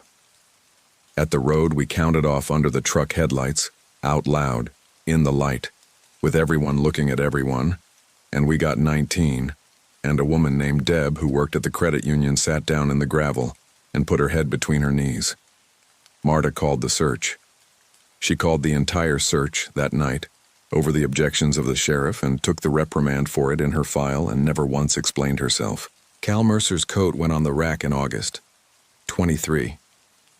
The Birches read 24 by then, and I finally understood what the extra one was, and I still don't like to think about it, because it means the count on those trees was already right before Cal walked in, and it had been right since December. Marta retired in the spring of the following year, 68 years old, 24 years at Cold Spring, 9 coats. On her last day, she told me about Rule 6, which she wrote herself, in ballpoint in 2004. In October of 2004, a party of 4 rangers went out from the Black Duck cabin and 5 came back, and everyone counted 5 and everyone was fine with it, because one of them was a man named Jerry Sundquist, who had been at that station for 11 years and who everyone knew. Marta said she counted 5, and her stomach dropped, and she said nothing, because she couldn't work out who was extra. That's the thing nobody tells you about it. It doesn't push somebody out. It doesn't come back with a stranger. It comes back with everybody, and there's one more of them, and every one of them has a history and a laugh you recognize and a mother in Grand Rapids. They all slept that night, all 5. In the morning there were 4, and one hook on the rack had a coat on it that hadn't been there the day before, and none of them, not one of the 4, could agree on who was missing. Marta said one of them argued for a week that there had never been a 5th person on that patrol at all. She wrote the 6th rule that afternoon and laminated it over the card herself. And she said the thing she wanted me to understand about it was this. The rule isn't there to catch the extra one. You'll never catch the extra one.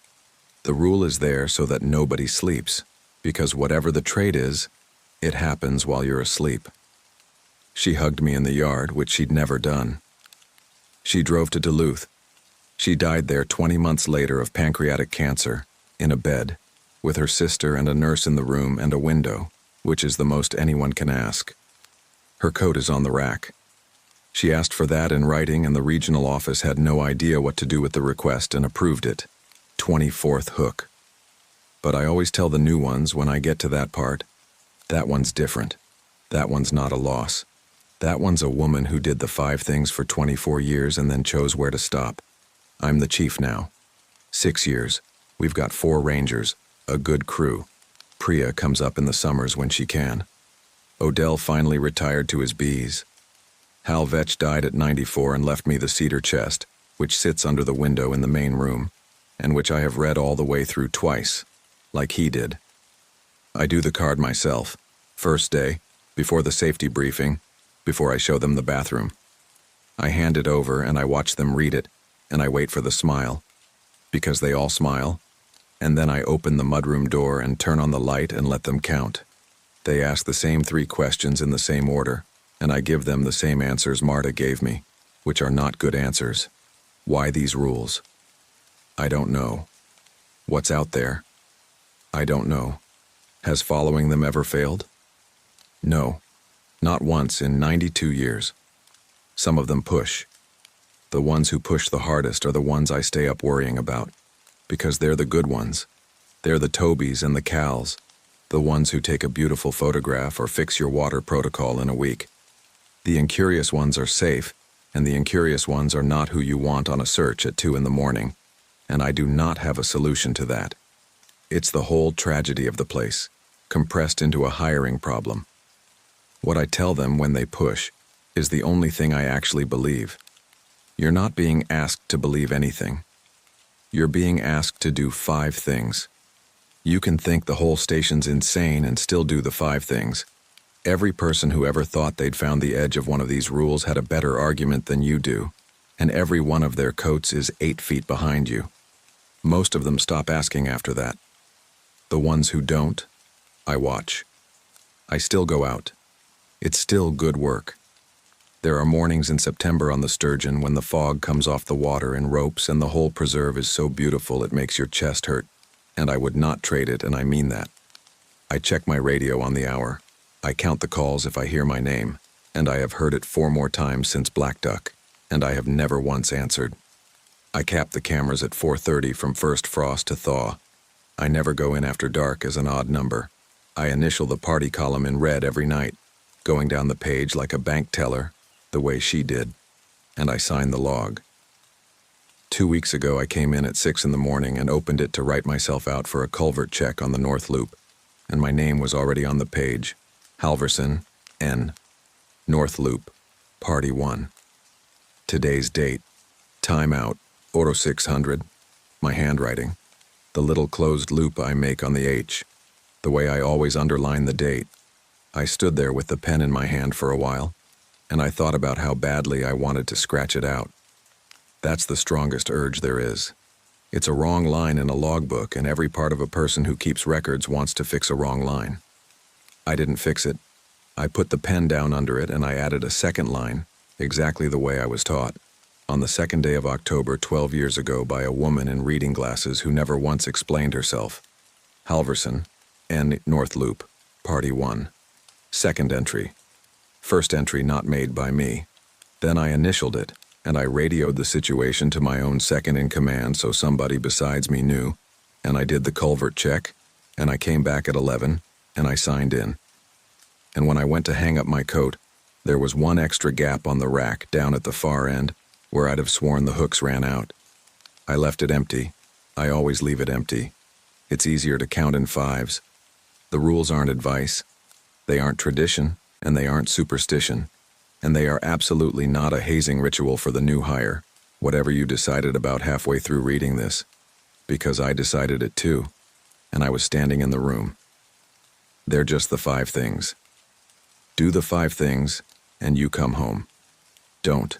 And someday somebody like me hangs your coat on a hook in a cold little room and cuts nothing and counts nothing and drives out to a stand of birch trees in December to find that the tally is already right without us. Somebody out there is keeping the books. All we do is make sure the number they get is the number we gave them. The official number for Ellery Basin National Park is 19. 19 people have gone missing inside our boundary since the park was established in 1931.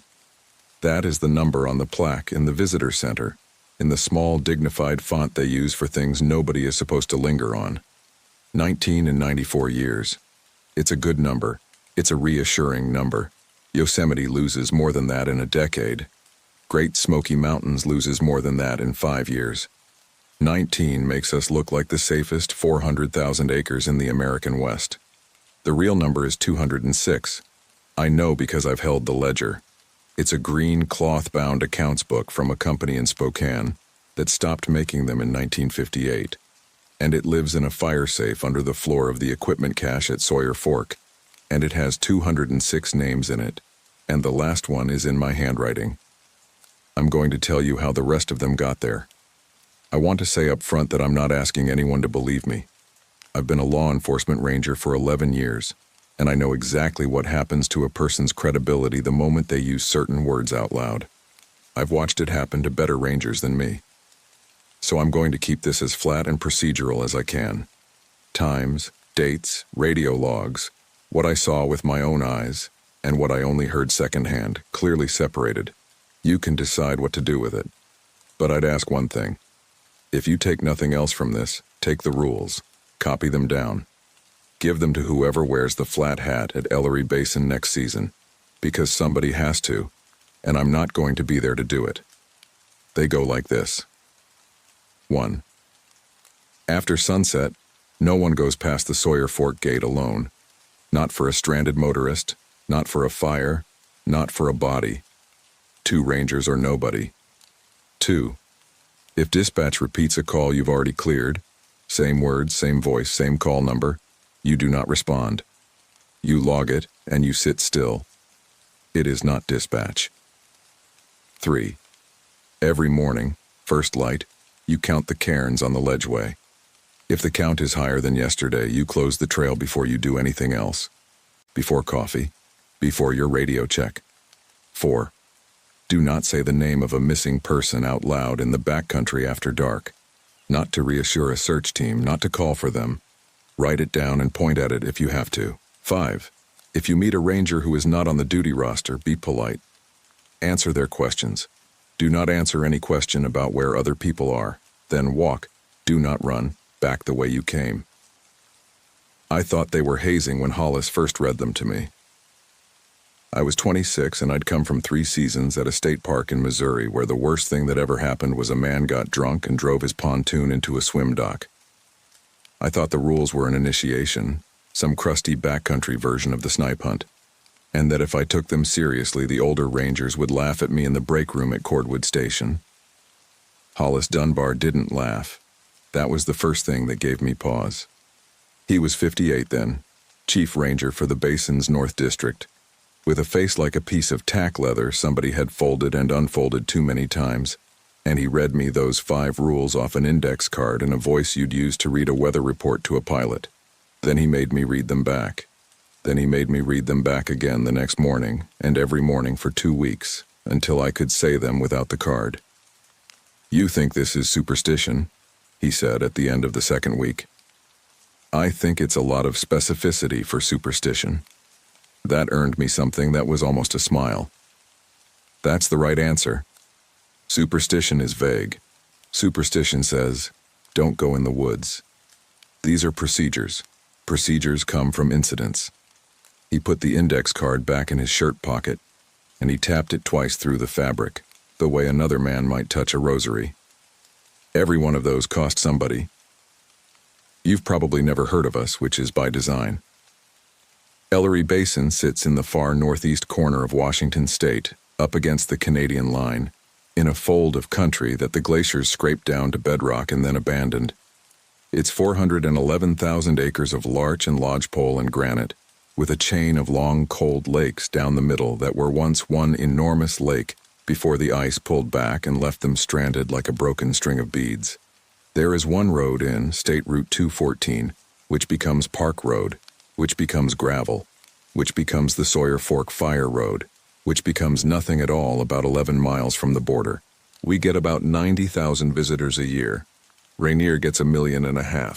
We are, by the standards of the National Park Service, a rounding error, which is why our budget is what it is, and why the North District has exactly 4 permanent staff, and why nobody from Washington, D.C. has set foot in the basin since 2004. Nobody applies to Ellery Basin by accident.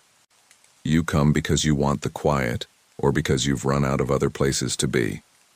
I came for both. My father had died the previous November, and I had spent the winter discovering that I could not be in a room with other people's sympathy, and the posting came up, and I looked at a photograph of Mirror Lake at dawn, with the larches gone gold and the whole basin holding its breath, and I put in for it that night. It is, and I mean this, the most beautiful place I have ever been. I want that in the record, too. Whatever else is in this document, I want somebody to know that I loved it there.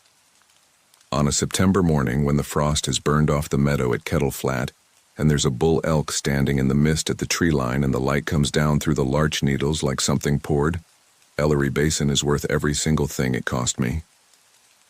I was assigned to the North District. My station was Cordwood, a 1930s CCC-built cabin with a corrugated roof and a wood stove and a radio repeater on a pole out back that worked when it felt like it. The nearest town was Farrell's Crossing, population 416, 40 minutes down the mountain, with a grocery, a Forest Service office, a bar called the Elbow, and a sheriff's substation staffed by 1 deputy and an answering machine. Our crew, that first season, Hollis Dunbar, Chief Ranger, 31 years in the basin, widower, lived in the district house at Sawyer Fork with a deaf border collie named Pete. June Okafor, dispatcher and fire lookout, 4 seasons. She worked out of the Sentinel Rock Tower, which is a 53-foot steel frame lookout on the highest bald in the North District, and she had a voice on the radio that could talk a panicked man down off a ledge, which she had in fact done twice. Theo Nakamura, interpretive ranger and later law enforcement. First season with me. 24. He'd come from a doctoral program in forest ecology that he had abandoned 4 chapters into a dissertation on fire regimes, and he never once seemed to regret it. He was the funniest person I have ever worked with, and he did not believe a word of any of this until it was much too late. And me, Cassidy Rourke, Cass. That's the whole North District. 4 people, 400,000 acres. The Ledgeway is the reason anyone comes to Ellery Basin. It's a 19-mile trail that runs the eastern rim of the basin, following a granite bench that the glaciers left behind, a natural shelf a few hundred feet wide with a wall on one side and a drop on the other, so that for 11 of those 19 miles, you are walking with the whole basin laid out below you like a map of itself. There's a trail journal in a steel box at Half Moon Junction that goes back to 1974, and if you page through it, you'll find that people cry up there. They write it down. Cried at mile 6. You see that entry every summer, in different handwriting. It is also where the cairns are. You need to understand that cairns are ordinary in the mountains. Every alpine trail in the world has them, little stacked rock towers marking a route across a talus field where the tread disappears. Hikers build them, trail crews build them. In most parks they're a nuisance because well-meaning tourists build extras and confuse people, and half the job of a backcountry ranger is knocking down cairns that shouldn't be there. The Ledgeway cairns aren't route markers. They're not on the trail. They're set back in the scree between the trail and the wall, in the places where nobody walks, and they are built with a care that nothing about them explains. Flat stones stacked knee-high to waist-high, each one chosen so its bedding plane sits true, so the whole thing has a kind of tapered elegance, like something a stonemason would do. They don't fall down. I have seen them come through a winter that put 4 feet of snow and 100-mile-an-hour wind across that bench, and stand, and in the top of each one, worked into the stone, not sitting on it, as though the cairn were built up around it, there is an object, a bootlace, a cracked pair of sunglasses, a wedding ring, a child's plastic hair clip in the shape of a strawberry, a single hearing aid, a brass button off a Forest Service coat, of a style they stopped issuing in 1949. There were, on the morning I first walked the Ledgeway with Hollis in June of my first season, 191 of them. He walked me the whole 11 miles of the bench, and he counted out loud, and he made me count with him. And by mile 4 I understood that this was not eccentricity. This was training. And by mile 7 I had stopped making jokes. "Every morning," he said. "First light. It's a 2-hour drive to the Ledgeway trailhead from Cordwood, so you go up the night before or you go up early. I don't care which. You count, you write the count on the whiteboard in the station, and you call it into June. What am I calling in? A number. And if the number's different?" We were standing at Half Moon Junction. The wind came up off the basin and moved through the larches below us with a sound like a held breath let out slow. Hollis took his hat off and turned it around in his hands. "If it's lower," he said, "somebody knocked one down, and that's a bad day for us because we have to put it back exactly how it was, and we're not as good at it as whatever built it. If it's higher—" He stopped. "If it's higher, you close the trail. You close every trailhead on the east rim, you post the closure, and you get everybody out of the backcountry between Half Moon and the Sawyer Fork Gate before dark. Not tomorrow. That day." "Hollis, what am I closing the trail for?" "For a hazard." "What hazard?" He put his hat back on. He was quiet a long moment, and then he said something I have thought about nearly every day since. "You know what a cairn is for," he said. "It's not decoration. It's not a grave marker either, that's what everybody assumes. A cairn is a message left in a place where nobody lives. It says, 'Someone came this way.' It says, 'The route goes here.' It says, 'I was here and I want you to know it.'" He looked out over the basin. 191 messages, Cass.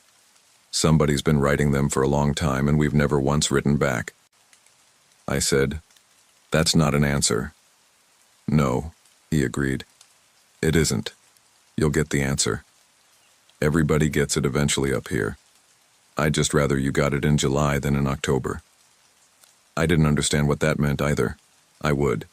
The first incident I worked was on the 11th of July. Ostrander, Daniel P., 44, of Coeur d'Alene, Idaho, and Ostrander, Renata M., 41, same address. They pulled into the Ledgeway trailhead at 6:15 a.m. on the 9th and filled out a backcountry permit in the self-serve kiosk. 3 nights, Half Moon Junction to the Sawyer Fork Gate, out on the 12th. Daniel's handwriting. Under emergency contact, he wrote his sister's name and a phone number with an area code from Ohio.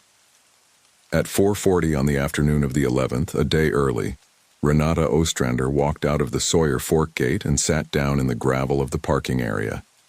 A retired couple from Bellingham found her there and radioed the station on the emergency call box. I got there in 22 minutes.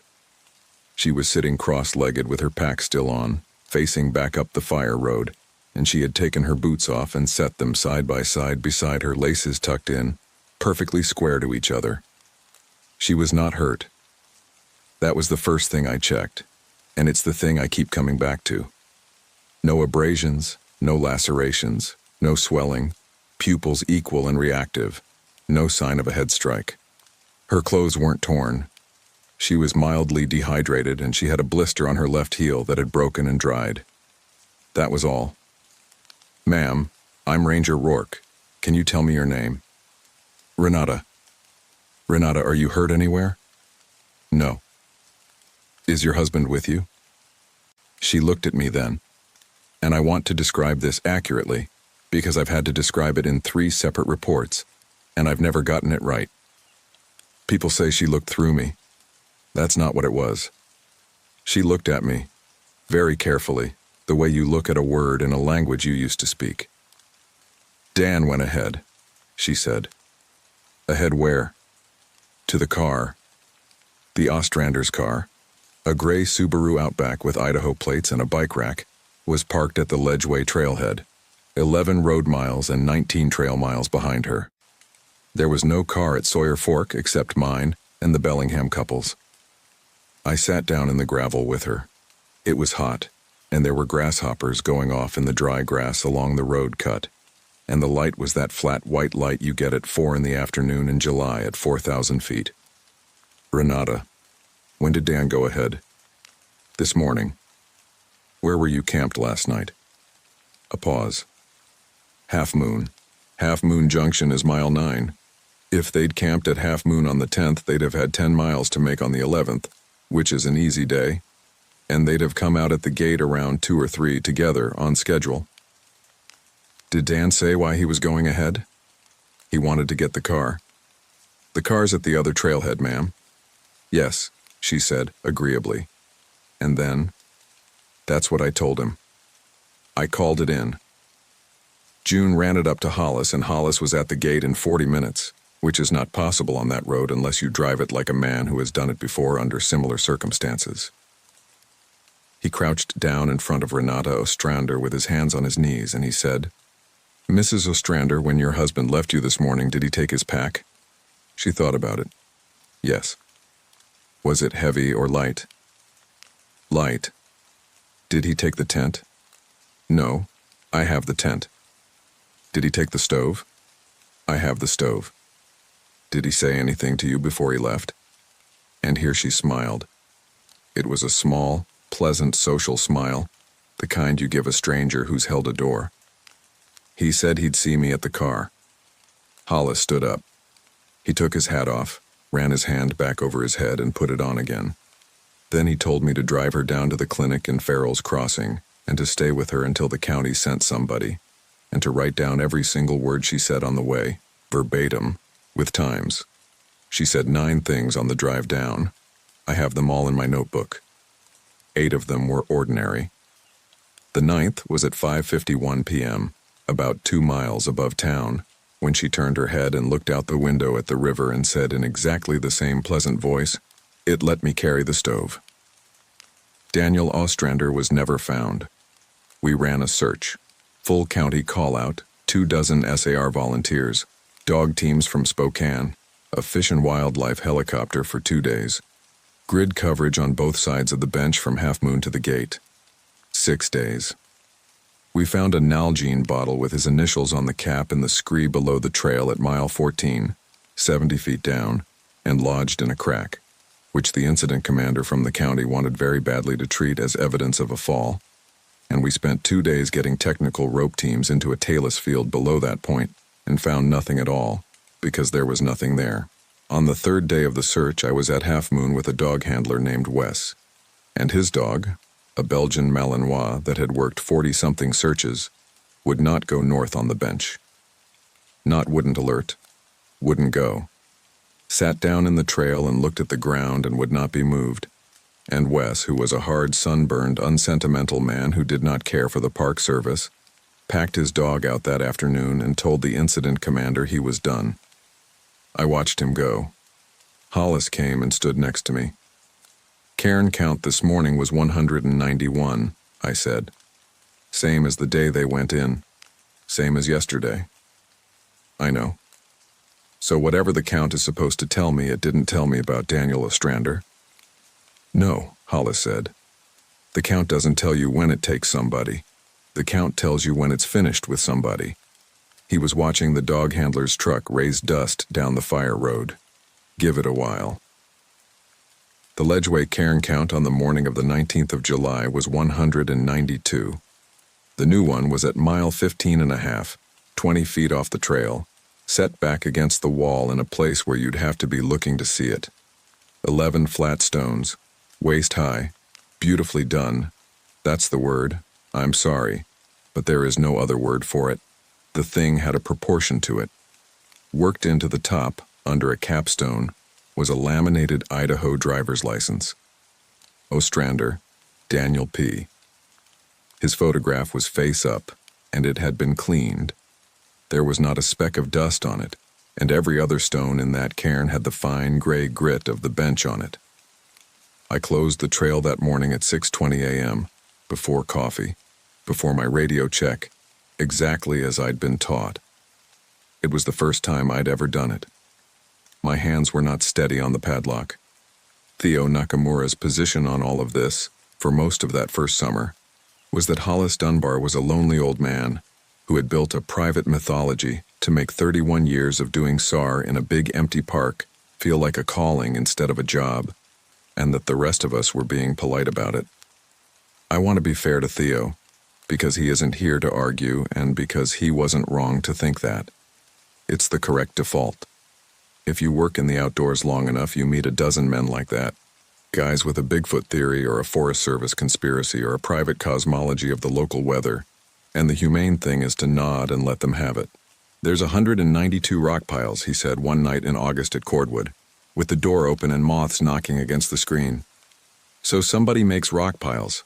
Cass, people love making rock piles. There's a guy on the coast who's made 10,000 of them. It's a thing. They don't fall down. Because whoever makes them is good at it. There was a wedding ring in one of them, Theo. So somebody found a wedding ring on the trail and put it somewhere obvious, which is exactly what you're supposed to do with found property in a place with no lost and found. He spread his hands. "I'm not saying nothing weird happens here. I'm saying weird has a floor. And the floor is some guy who's been walking this bench for 40 years, builds rock piles and puts lost stuff in them. And he's probably harmless. And if we ever met him, we'd feel like idiots." And Daniel Ostrander's license was in his wallet, which was in his pocket, which was on his body, which is at the bottom of a talus field we couldn't clear because the county wouldn't pay for another 2 days of rope work. He said it gently. He wasn't scoring points. "Cass, he fell. That's what happens on the ledgeway. It's a bench above a 500-foot drop and the tread is 18 inches wide in places. And the guy who makes the rock piles found the wallet and did his thing with it. It's grim and it's strange and it's not supernatural." I said, "Then explain his wife." And Theo, to his credit, didn't have a glib answer for that. He sat with it for a while, and then he said, "Dissociative amnesia. It's real, it's documented, it happens to people who watch someone die in front of them. She saw him go over and her brain took the memory out and put something soft in its place." He looked at his hands. "That's not a comfort. I know. But it's a diagnosis, and it's in the DSM, and it happens to people. That is a completely reasonable explanation for what happened to Renata Ostrander. I want that in this document too. Everything that happened up to that point in my first season has a reasonable explanation, and I could give you one for each of them. And if I had left Ellery Basin in September of that year, I would have gone on believing the reasonable explanations for the rest of my life, and I would have been a happier person. I found the ledger by accident at the end of my second season in October, when Hollis was in Spokane for 4 days getting a stent put in, and I had the North District to myself. We'd had a lightning start on the ridge above Sawyer Fork, and I went to the equipment cache for a pump and a length of hose. And the pump was under a stack of shelter fabric, and when I dragged the fabric out, I dragged out with it a section of the plank floor that had been cut and refitted so cleanly, I'd walked over it 200 times without seeing the seam. Under it was a sentry fire safe, bolted to a concrete pad that somebody had poured under the cabin specifically for it. The combination was written on a strip of masking tape on the inside of the cache door, which tells you something about how seriously Hollis expected anyone to look, or maybe about how much he wanted somebody to find it eventually. It was 5 digits. It was the elevation of Sentinel Rock. Inside there were 3 things: a green cloth accounts book, water-stained along the bottom edge, a U.S. Geological Survey quad map of the East Rim, mounted on board, with 190-some numbered pinholes in it, and a legend in 4 different hands, and a paperboard box of the kind that holds a ream of paper, full of index cards. I sat down on the floor of the cache with the door open and the smell of wood smoke from the ridge coming down the draw, and I read the accounts book from the first page. The first entry is dated 14th September 1934. It is written in a fine copperplate hand in ink that has gone brown. Sanderson, Alvin R., 31 Wowers of Colville, CCC Comer 944, Camp Ellery, failed to return from the survey line, East Bench, evening of 12th. Search 13th, 14th, 15th, no trace. Cairn observed at the survey line 21st Sept containing his spectacles. Camp Souptain de Voorhees ordered the bench closed to CCC labor. Count now 4. Count now 4. Which meant there were 3 before anybody started writing them down. The handwriting changes 7 times over the next 90 years. The entries change too.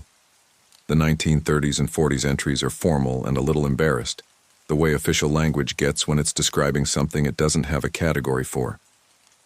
By the 1950s, somebody, A chief ranger named Wendell Pike, whose signature appears on maintenance orders in our files through 1971, had started using shorthand. Party of 2, 1 out. Count now 61. By the 1970s, the entries have times, weather, and a column that just says interval in days between the disappearance and the appearance of the cairn. The interval is never less than 5 days and never more than 31. And around 1968, the entries start including something else. A second column headed offered, and in most rows it's blank, and in about 1 row in 9 there's a note. Offered, elk quarter, hung at M14, not taken. Offered, personal effects. My father's watch, M9, not taken. Offered, dog, deceased, natural causes, M15, taken, interval that season 4 mow. I read the whole thing sitting on that floor while a fire burned unattended on the ridge above me, and by the time I got to the last 20 pages, the light was going and I was reading with my headlamp, and I had understood the shape of the thing. It doesn't hunt at random. It takes at a rate.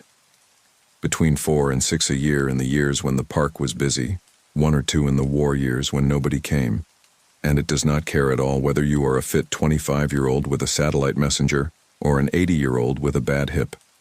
What it cares about is that you are alone, and that you are on the bench, and that it is between the middle of August and the end of October. That's the other thing the ledger taught me. 206 names, and 171 of them are between August 15 and October 31. Up here we don't call that the fall. We call it the quiet season because that's when the basin goes silent. The songbirds gone, the creeks down to nothing, the larches turning, and this enormous, held stillness over 400,000 acres that visitors write postcards about. The last page in the book, at that point, was in Hollis's cramped block printing. Ostrander, Daniel P., 44 years, of Coeur d'Alene ID. Party of 2, 1 out. Interval 8. Cairn M15.5, effects, driver license. Count now 192. Witness, Rourke, C. Witness, Rourke, C. He'd put my name in it 2 months before I ever found it. The box of index cards was the part that changed things for me, and it's the part I'd most want somebody to preserve if this document ever gets read by anyone with the authority to preserve things. There were 400 and some cards in it, filed with dividers, and each one was an incident. Not a disappearance, and an incident. Something that happened to a ranger and did not kill them. Somebody, a long time ago, had started doing what the Park Service does with everything else, writing up the near misses so the next person doesn't have to learn it the hard way.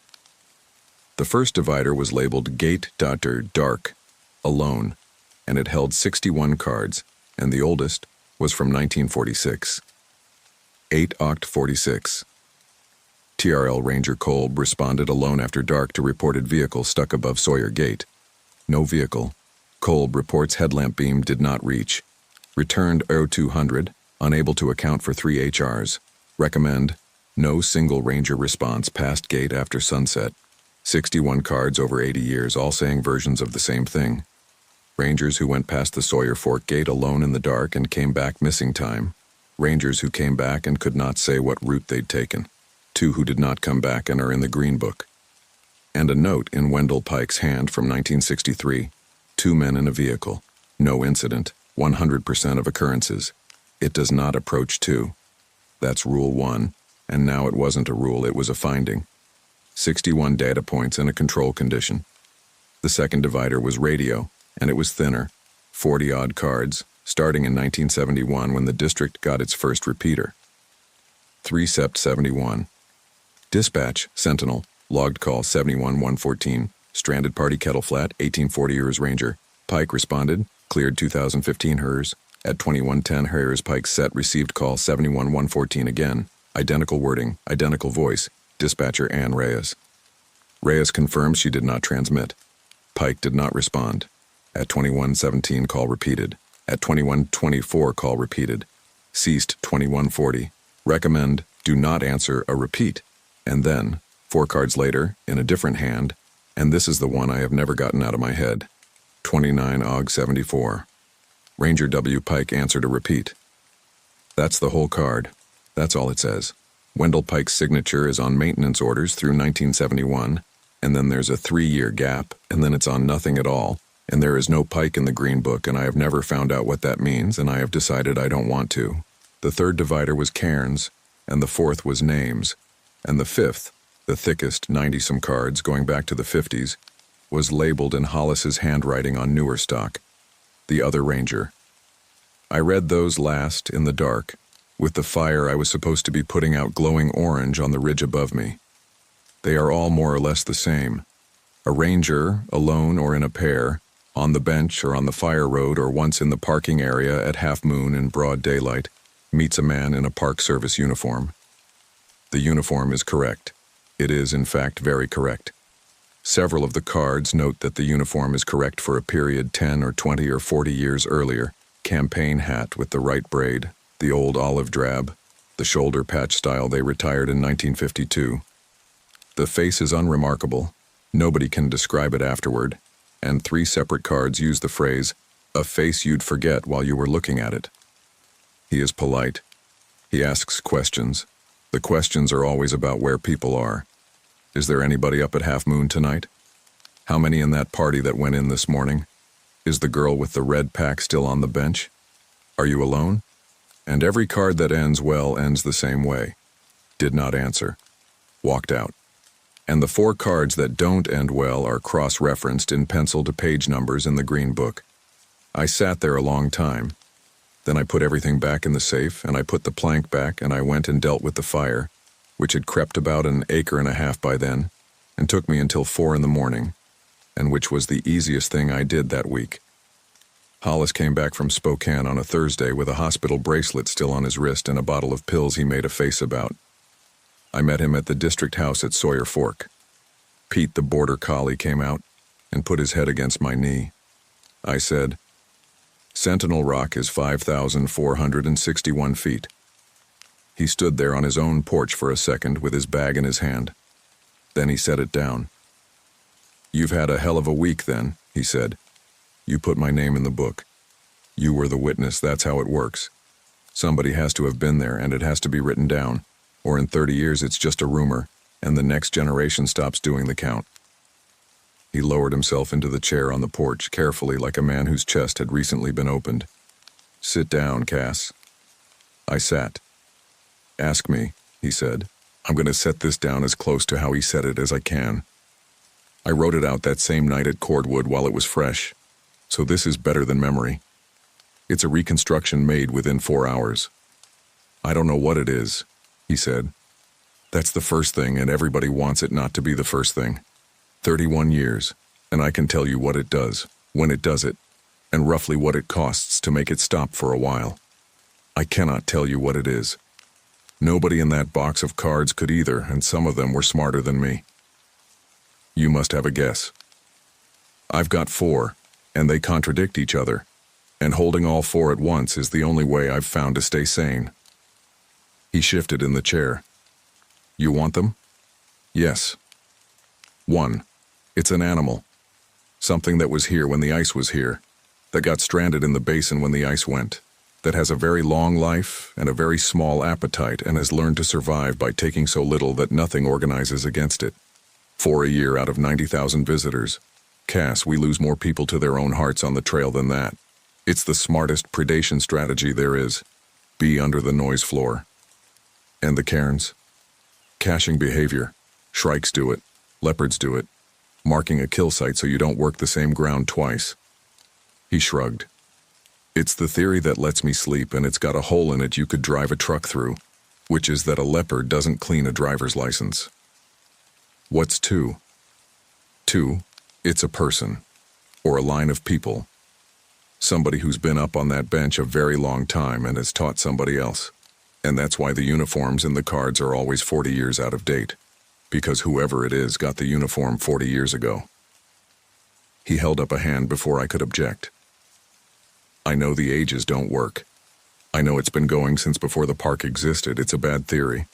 But it's the only one where somebody could be arrested, and I've wanted that a lot of nights. 3? 3's the one the old-timers believed, and it's in the cards if you read between the lines. It's not a thing that lives in the basin. It's a thing the basin does. Like weather. Like the way a slope avalanches when the load gets past a certain point. There's places on this earth where being alone is fatal in a way we don't have physics for yet. And this bench is one of them. And there's probably a dozen more in the world, and they all have a local name for it, and a set of rules that look like superstition from outside. He looked out at the trees. That one scares me the worst, because you can't negotiate with weather. I said, and 4? Hollis was quiet for a while. 4 is that it's lonely, he said. I waited. You read the cards? What does it ask? Every time for 80 years, the only thing it wants to know is where the people are and whether you're by yourself. It builds 192 stacks of rock in a place nobody goes, and it puts a thing in the top of each one that belonged to somebody, and it keeps the photograph clean. He turned his hand over. That's not a cache. A cache is hidden. Those are on display. That's a shelf. That's what a person does with photographs of their family, Cass. They put them where they can see them and they keep them dusted. I didn't say anything. There wasn't anything. So I don't know what it is, he said. But I know what it acts like, and it acts like something that has been by itself for a very long time, and has worked out that the only way to keep anybody is to keep a piece of them. And I have to tell you, of my 4 theories, that's the one that fits the most evidence, and I hate it more than the other 3 put together. Then he told me the rest of it. The part that isn't in the Green Book, because it can't be, because it's the part the Park Service would fire all of us over. Somewhere in the late 1950s, the rangers of the North District stopped trying to find it and started trying to manage it. They learned the interval, they learned the season, they learned that it takes people who are alone, so they started closing the bench to solo permits between August 15th and October 31st, which we still do, and which is on our website, and which is publicly justified by seasonal weather hazards and limited SAR availability, and which reduced the take from 5 or 6 a year to 2 or 3. They learned it goes for stragglers, so we run a sweep patrol behind every large group. They learned it does not approach 2 people, so we have Rule 1. And they learned, this is the part that made me get up and walk to the edge of the porch and stand with my back to him, that in a season where it does not take anyone by the end of September, it does not simply skip a year. It takes more. In November, in December, in the winter, when there's nobody in the park at all, it comes down. 1961, Hollis said behind me. Big fire season. Park closed August through October. Not a single visitor on the bench. That January, a man named Rusk, who ran the store at Farrell's Crossing, went out to his woodpile and didn't come back, and they found a stack of rocks in his yard in February with his belt buckle in it. 62, same thing, 2 of them, a woman on the county road, and a boy from the mill camp. 1979, the year they closed the whole East Rim for the timber survey, 4 people out of that town in 1 winter. A long pause. The count doesn't care where. The count just cares that the count goes up. I said to the trees, so we feed it. No. His voice went hard for the first and only time in that conversation. Don't you ever say it like that. We do not put anybody anywhere. We do not steer anybody. We do not withhold a rescue. Everything we do, every closure, every sweep, every rule on that card, is designed to make the number smaller. 206 in 94 years. You want to know what it'd be if we'd never started counting? Run the rate from the 30s forward and you get 600. We saved 400 people, Cass, and not one of them will ever know it, and that's the job.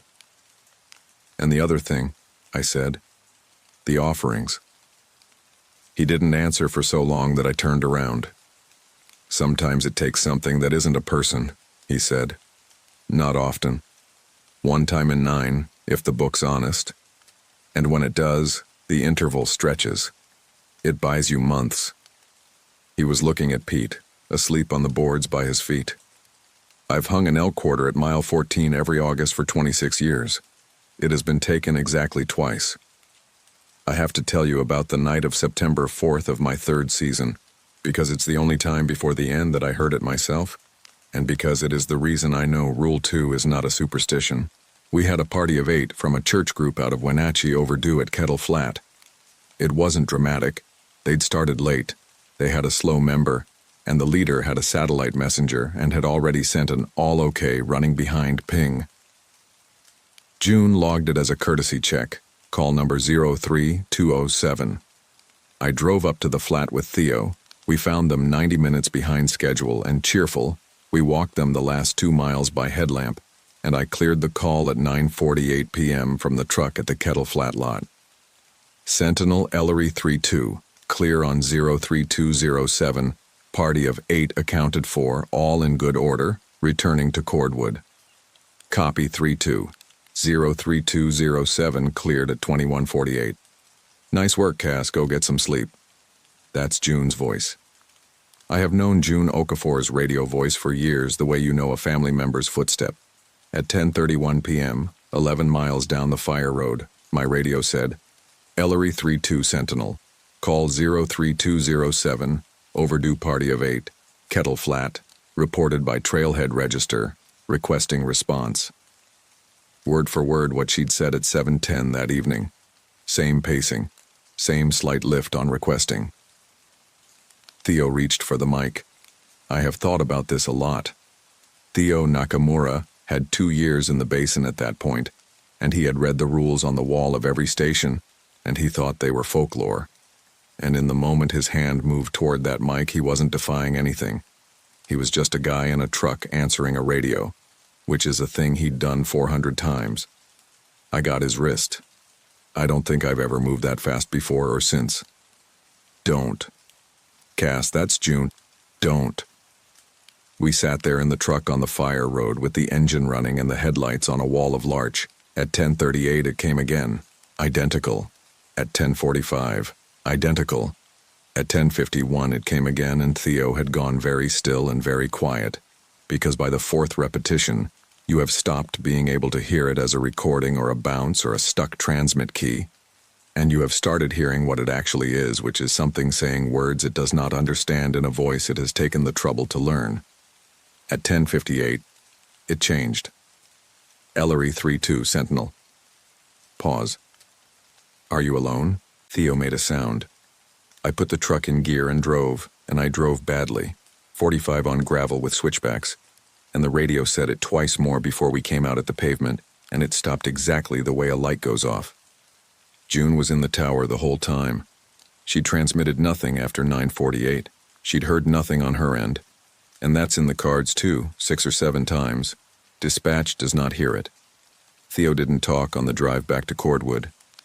When we got there, he sat down on the step and put his head in his hands, and after a while he said, I want to go through the box. He read the whole thing over 4 nights.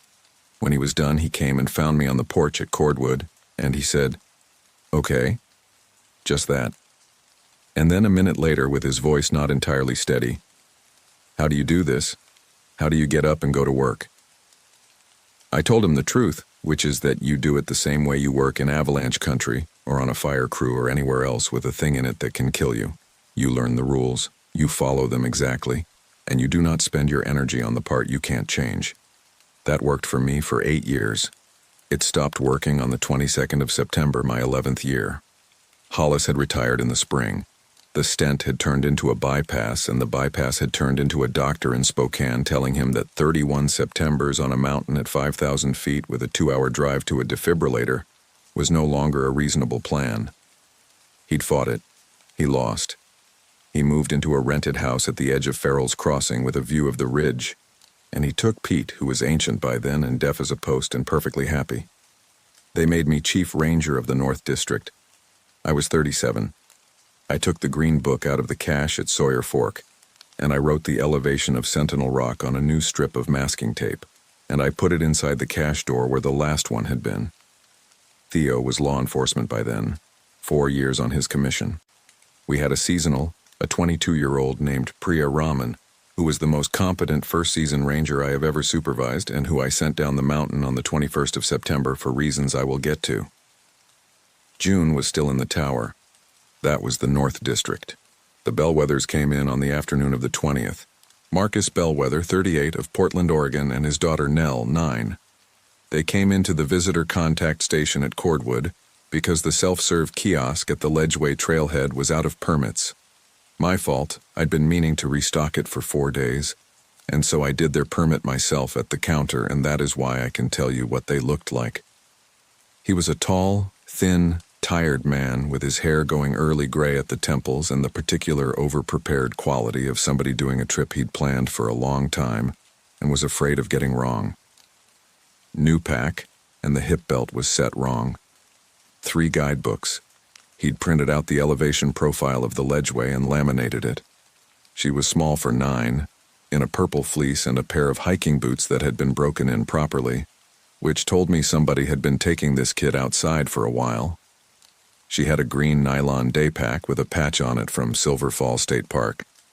She was carrying under her arm, with real ceremony, a spiral-bound notebook and a mechanical pencil. "She's doing a nature journal," Marcus said. "For school?" "Sort of. Not for school, she just wanted to." "It's for school and not for school," Nell said without looking up.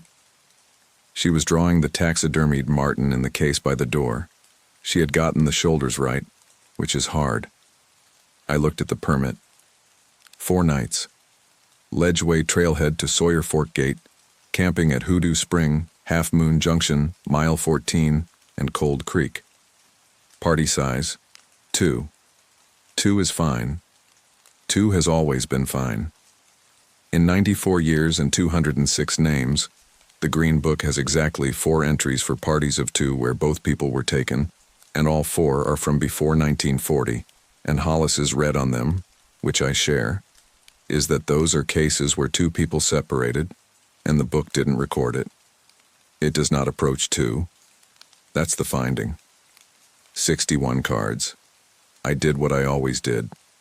I gave them the weather, which was good and holding. High pressure, cold nights, no wind above 20.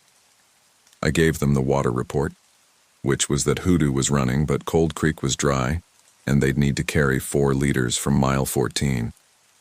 And I gave them the talk. The talk is not in any park service manual. Hollis wrote it in the 80s, and every North District Ranger since has given it, and it is a masterpiece of saying a true thing in a way that sounds like liability language. 2 rules on the ledgeway that we take more seriously than anywhere else in the park, I said. 1. You stay together, not within shouting distance, together, where you can see each other, the whole way. If one of you needs to stop, both of you stop. If one of you is faster, the faster one waits. Bathroom breaks, you stay inside of the trail and the other person stays put on the trail. It's a bench above a 500-foot drop, and separation is how people get hurt up here. Absolutely, Marcus said. 2. You're in camp and in your tent by dark. Not near dark. Dark is at 7:15 right now, and it comes fast in the basin because the west rim cuts the light an hour early. I don't want you walking that tread at dusk. We're not night hikers, he said, and laughed a little, and I liked him, and that's the worst part. Nell said, "Can I ask a question?" "Sure. What are the rock piles?" I looked at her. She had stopped drawing. "I read about them," she said. "There's a blog. This guy walked the whole thing, and he took pictures of the rock piles, and he said nobody knows who makes them, and there's stuff in them, like an old watch and a shoe." She was watching my face with the total unembarrassed attention that kids that age have, and which I had forgotten about. "Is that real?" Here is where I made the first mistake. I want it in the record precisely. I could have told her the truth, which is, yes, they're real and they're the single most dangerous thing in this park. And if you see one, you do not go near it, you do not touch it, you do not photograph it, you keep walking and you tell me at the gate. Instead, I did the thing 11 years of talking to visitors had taught me, which is to make it small and boring so nobody goes looking. "They're real," I said. "Somebody's been building them a long time. We think it's a trail tradition that got out of hand. We ask people not to add to them or take anything from them. They're historic at this point, and it's a federal offense to disturb an archaeological feature." I smiled at her. "So admire from the trail, okay?" "Okay." She wrote something in the notebook. I found out later what she wrote because I have the notebook. She wrote, "Ranger says historic." She looked weird when she said it, 9 years old. They signed out at the trailhead at 8:05 the next morning. I know because I drove up and watched them go. which I did for every party on the bench in the quiet season, and which is not in any protocol. It's just a thing I did because I could not make myself not do it. It was one of those mornings the basin gives you about 6 of a year. 28 degrees at the trailhead, frost on the boardwalk, absolutely still, and the larches had come about a third of the way over, so the whole east rim was going from green to that unreal cadmium gold in bands. Marcus Bellwether stopped 40 yards up the trail and turned around and looked out at it and put his hand on his daughter's shoulder, and neither of them said anything for probably a full minute. I watched them until the trail bent. They checked in on schedule at the Hoodoo Spring Register on the 20th. Marcus's handwriting, M&N Bellwether, 2 packs, 4:40 p.m., all well. Nell had drawn a little sketch of a Clark's Nutcracker next to it. They checked in at Half Moon Junction on the 21st at 3:15 in the afternoon, which meant they were faster than his laminated elevation profile had predicted. All well. Saw goats. N. That's the last entry in either of their hands. On the 21st in the afternoon, I sent Priya Raman down the mountain. I want to explain this because it matters for what came after. Priya had been asking me for a month to let her do the ledgeway count. It's the job. It's a solo assignment. 1 ranger, first light, 19 miles over 2 days or 11 miles of bench, out and back in 1 long one. And it is the single most important recurring task in the North District, and I had done it, or Theo had done it, every single morning of that season. She was a good ranger and she had noticed, and on the 21st she came to me and said, straight out, Cass, either I'm not trusted or there's something you're not telling me, and I'd rather it was the first one, but I don't think it is. So I sent her to Farrell's Crossing to do the fall inventory at the maintenance yard 4 days, and I told her we'd talk when she got back, and I lied to a subordinate to keep her off that bench, and I would do it again. It meant that on the night of September 22nd, the North District had 3 people in it. Me at Cordwood, Theo at Sawyer Fork, June in the tower. The cairn count on the morning of the 22nd was 199. Same as it had been for 5 months. I did it myself, out and back on the bench, 11 miles. And I passed the Bellwethers' camp at mile 14 at 6:50 in the morning, and their tent was zipped and quiet, and there were 2 pairs of boots in the vestibule, and a bear canister set out on a rock 40 yards downslope, correctly. And I stood there for a second in the gray light, feeling as close to fine as I ever felt in September. I got back to my truck at the Ledgeway trailhead at 2:20 p.m. I radioed the count to June, 199. I drove to Cordwood. I did paperwork. At 6:52 p.m., 11 minutes after sunset, the emergency call box at the Sawyer Fork gate rang into the tower. Call boxes are 1970s technology, a hardwired phone line in a steel box with a hand crank. Ours are on a party line so everyone hears everything. June picked up, and I was on the circuit 4 seconds later, and Theo was on 10 seconds after that. There was a child breathing on the other end of that line. That's all it was for the first several seconds, this fast, shallow breathing with a catch in it. June said, "Hello? This is Ranger Okafor. You're okay, you got through to us. Can you tell me your name?" "Nell." I was already running for the truck. "Nell, that's good, you did exactly right. I've got a ranger coming to you right now. Are you at the gate, the metal gate on the road?" "Yes." "Are you hurt?" "No." "Is your dad with you?"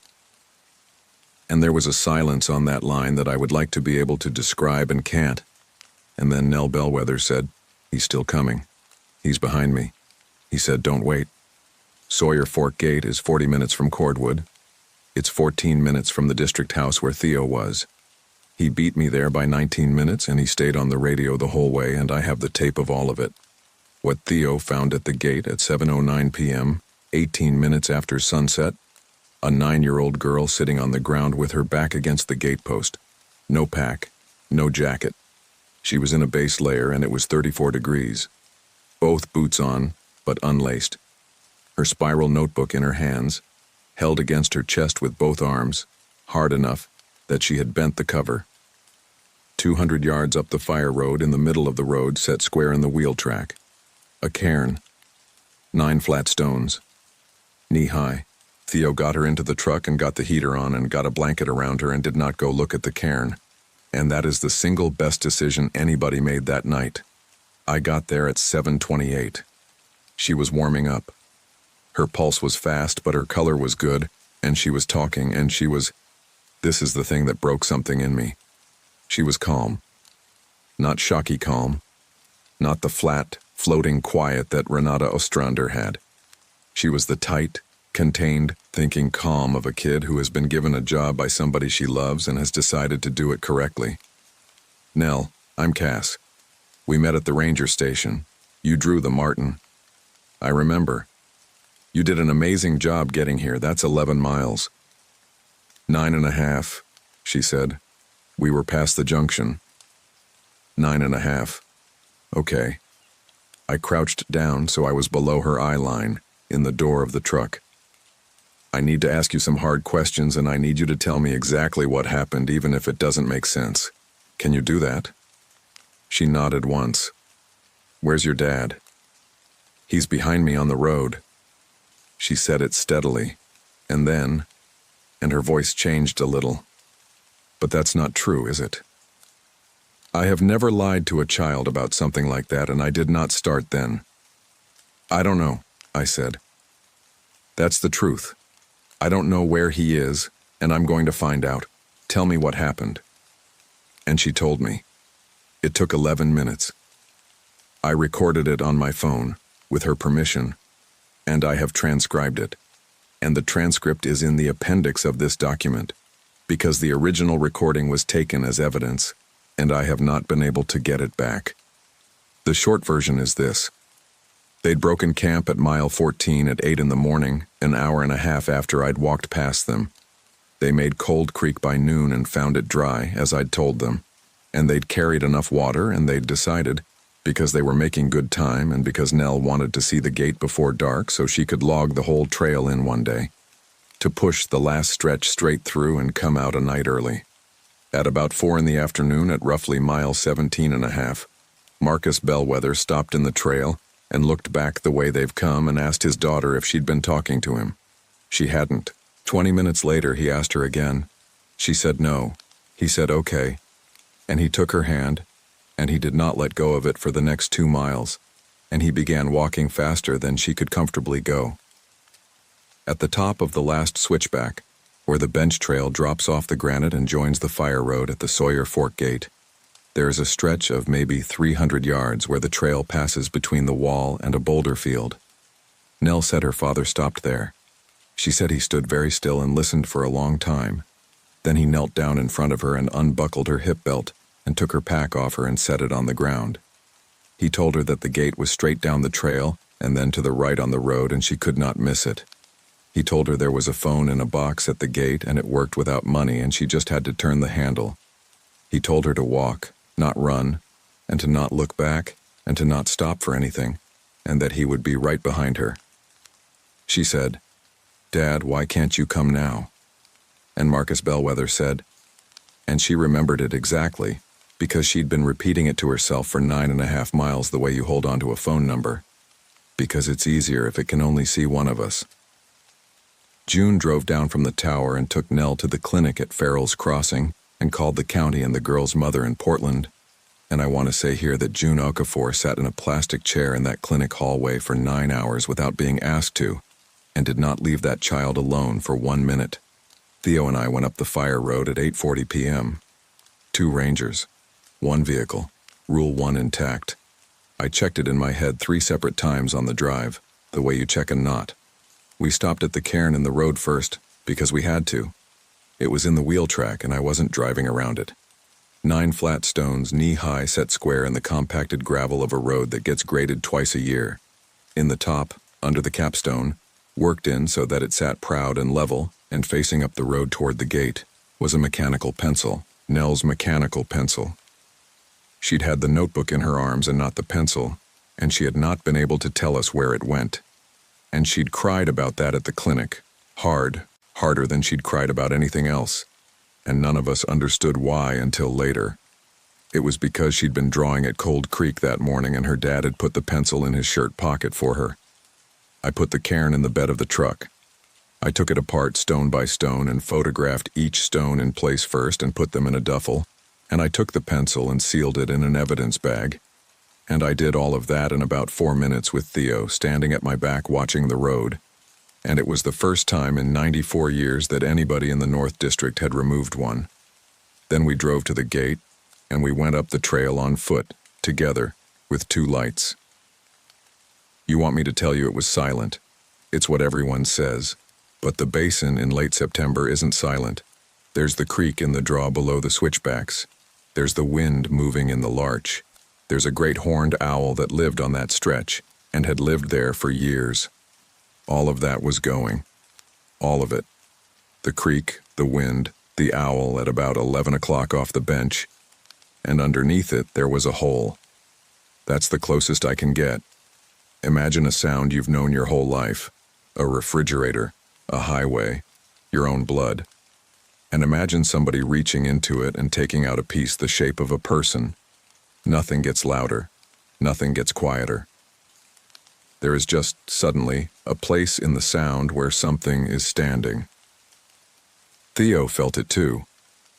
We didn't talk about it until much later, but he stopped when I stopped, at the same step, without a word.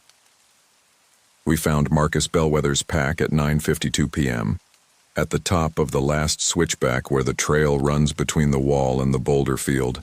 It was standing upright, not fallen, not thrown, set on its base with the shoulder straps arranged and the hip belt buckled around nothing, the way you'd set a pack down at a rest stop if you were coming back for it. His daughter's Green Day pack was beside it, likewise upright, likewise squared to it. Between them, laid out on the flat top of a granite slab, in a row, his phone, his wallet, his wedding ring, the laminated elevation profile, and his glasses, cleaned, every one of them. There was dust and grit on that slab, and there was not one speck on any of those 5 objects, and the lenses of his glasses had been polished, and I could see the whorls in the polish where something had gone around and around in small circles. Theo said very quietly, "Cass." Up the trail, north, onto the bench, maybe 60 yards, right at the edge of where our lights gave out, there was a man in a Park Service uniform standing in the middle of the tread. The uniform was olive drab and the campaign hat had the wrong braid, and I could not, then or now, tell you one single thing about his face. He said, "Evening." It wasn't a whisper, and it wasn't loud, and it did not come from 60 yards away. It came from a conversational distance, the way a voice does when someone is standing next to you at a counter. "Evening," I said. "You folks all right?" "We're fine." "That's good." A pause. The owl was still going off the bench, 11 o'clock. "There was a fella up here with a little girl." Theo's breathing changed. I put my hand flat against his chest, which is the signal we used on traffic stops, and it means nothing, do nothing, stand there. "Was there?" I said. There was. The head tilted maybe. It's hard to say what I saw and what I've built since. I couldn't find where she got to. Neither of us said anything. "Is she down at the gate?" Nothing. "Is she in the truck?" Nothing. The owl stopped. "Are you alone?"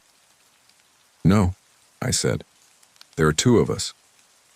And I've run that sentence through my head about 4,000 times since, because that was the second mistake, and it was mine, and unlike the first one, I knew better. You do not answer a question about where people are. That's the rule. And "are you alone?" is a question about where people are. 61 cards, 80 years, and every one of them says the same thing. They didn't answer. They walked out.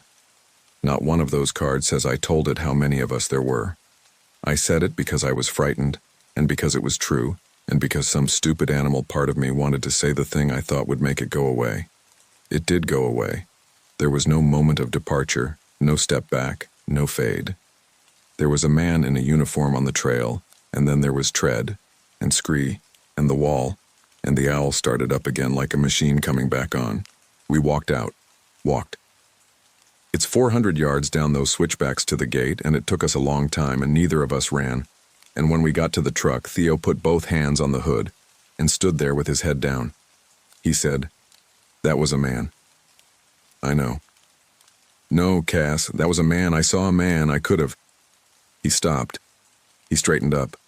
I'm not going to be able to think about anything else for the rest of my life, am I? No, I said. You're not. We didn't sleep. We sat in the district house at Sawyer Fork with the lights on and the shotgun on the table, which was pure theater, and we both knew it. And at some point around 3 a.m, Theo said, "Okay, explain to me what happens now." "Now we run a search," I said, "a real one. County call-out at first light, dog teams, air support if the wind stays down. 10 days if I can get 10 days. And we don't find him. And then in between 5 and 31 days, the count goes to 200, and I close the trail, and I write his name in the book, and I put the book back in the safe." Theo looked at the table for a while. "I can't do that," he said. "I know." "No, I mean, I've thought about it and I can't. Cass, that guy sent his kid down a mountain alone in the dark because he worked out in about 4 seconds what it took Hollis Dunbar 31 years to write on an index card. He solved it. He figured out the rule and he used it, and he bought her, and if all we do is put him in a book." He stopped and pressed the heels of his hands into his eyes. "I can't be the person who just writes it down. I'm sorry. And that is the whole argument. That is the entire argument of the North District of Ellery Basin National Park, going back to 1934, in a single exchange at 3 a.m, and the reason I'm writing this document is that I have finally come down on Theo's side. I called Hollis at 7 the next morning, and he was at the gate by 11, driving a car he was not supposed to be driving, at an altitude he was not supposed to be at, with a dog in the back seat who could no longer stand up without help. He listened to all of it in the front seat of my truck with the heater going. When I got to the part where I said there are 2 of us, he closed his eyes. "Yeah," he said. "That's bad." "How bad?" "It'll come for the count." He opened his eyes and looked up the fire road. "It had 2 and it got 1. Interrupted take. There's Cass. There are 4 of those in the book, and they're all bad, and I never showed you the cross-references because I was hoping to be dead before it mattered. Show me now." So he did, and I'm going to compress it, because the pattern is simple, and the details are worse than the pattern. An interrupted take doesn't get written off. It gets finished. Not necessarily with the person who got away. That's the thing nobody wants to hear, and it's why the 4 cards are cross-referenced the way they are. In 1957, a man got away from the bench at Half Moon and made it to his car and drove home to Colville and lived another 40 years. And 11 days later, a 17-year-old girl named Alma Voss, who had never set foot in the park, walked out of a hayfield 8 miles from Farrell's Crossing and was never seen again. And there was a stack of stones in that hayfield with her beret in it. "It doesn't want a specific person," Hollis said. "It wants the count. It'll take the nearest one it can reach, and what you did, telling it there were 2 of you." He rubbed his face. "You put yourself on the list, and you put Theo on it, and you moved both of you to the front." I said, "Then I want to try the other thing." He knew exactly what I meant. He'd known since the phone call, I think. "The offering column," he said, 1 in 9, and when it's taken, the interval stretches. You wrote it yourself, 26 years of elk quarters at mile 14, taken twice. Taken twice out of 26, Cass, that's not a lever. That's a coin flip you lose 8 times out of 9. So tell me what's different about the 2 times it worked." And Hollis Dunbar, 69 years old, 4 months out of a bypass, sat in my truck with his hands on his knees and told me about his wife. Marguerite Dunbar, 41 years old, botanist, on contract with the park to do the sensitive plant survey on the East Rim, married 19 years. She went up the bench on the 12th of October, 1994, with a permit and a radio and every rule Hollis had ever written memorized, and she went up alone because the survey was single observer and because they had both, in 19 years, gotten comfortable. She's on page 171 of the Green Book. Interval 19 days, cairn at mile 8, effects, a hand lens on a lanyard. "I went up there in the spring," he said. "March. 4 feet of snow on the bench. I had to snowshoe in from the gate over 2 days. and I sat down in front of that pile of rocks and I talked to it for about 6 hours. He was looking straight out the windshield. I didn't beg. I want you to know that. I told it about her. I told it what she did for a living and how she took her coffee, and about the summer we drove to Alberta and the car broke down in Cranbrook. Everything I could think of. Because that thing had a hand lens on a lanyard cast, and I thought, if that's all it's got of her, then it's got nothing, and somebody should tell it what it took. He stopped for a second. And then I took my father's watch off my wrist and put it on the flat rock and I went home. Not taken, I said. It's in the book. Offered. Personal effects, my father's watch, M9, not taken. That's right. He turned and looked at me. It wasn't taken. It was still sitting there in June, and it was still sitting there the next October. And it's sitting there right now, Cass, 29 years out in the weather, and every single year I have gone up and looked at it, and it has been cleaned. I didn't say anything. That's the two that worked, he said. Not the elk. The elk was garbage. The elk was me being a coward for 26 years and hanging meat in a tree because it was easier than going up there and doing the other thing. The two intervals that stretched were 1995 and 2004. And I checked, and I could never find what was different about 2004 until about 6 years ago. He took a breath. In 2004, I sat down at mile 8 in the snow again and I read her the letter she wrote me when we were 23. The heater ticked. Down the road, in the back of Hollis's car, Pete was asleep. You told me what your 4 theories were, I said, 11 years ago. You said the 4th one was that it's lonely. I did. You said we've never once written back. I did.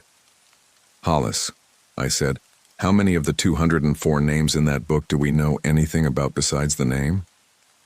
And Hollis Dunbar started to cry silently, in the front seat of a government truck, which I had never seen and never expected to see. And after a while he said, that's what I've been waiting 11 years for somebody to ask. We ran the search for Marcus Bellwether for 9 days. Full county call-out, 41 volunteers at peak, 2 dog teams, a helicopter for 11 hours total. We covered the bench from Half Moon to the gate at a spacing tighter than any grid I have ever run, and we put rope teams into 3 separate talus fields below the tread. And I signed the demobilization order on the 1st of October, and drove to Farrell's Crossing and told his wife in a clinic conference room with a county victim advocate present. She asked me if he suffered. I said I didn't know. She asked me if he'd been trying to get back to Nell. I said yes, and that was the only part of the conversation I was certain about. While that was happening in the evenings, the 3 of us were doing something else. We took the green book out of the safe, and we split the 204 names 3 ways, and we went and found out who they were. It took 11 weeks. Newspaper morgues in Colville and Spokane, county death and probate records, the Farrell's Crossing Historical Society, which is 1 room over the grocery, and 1 woman named Dot Pelletier, who is 86, and has the entire 20th century in her head. Ancestry accounts that Theo paid for out of his own pocket. 204 people. And we got something on 191 of them.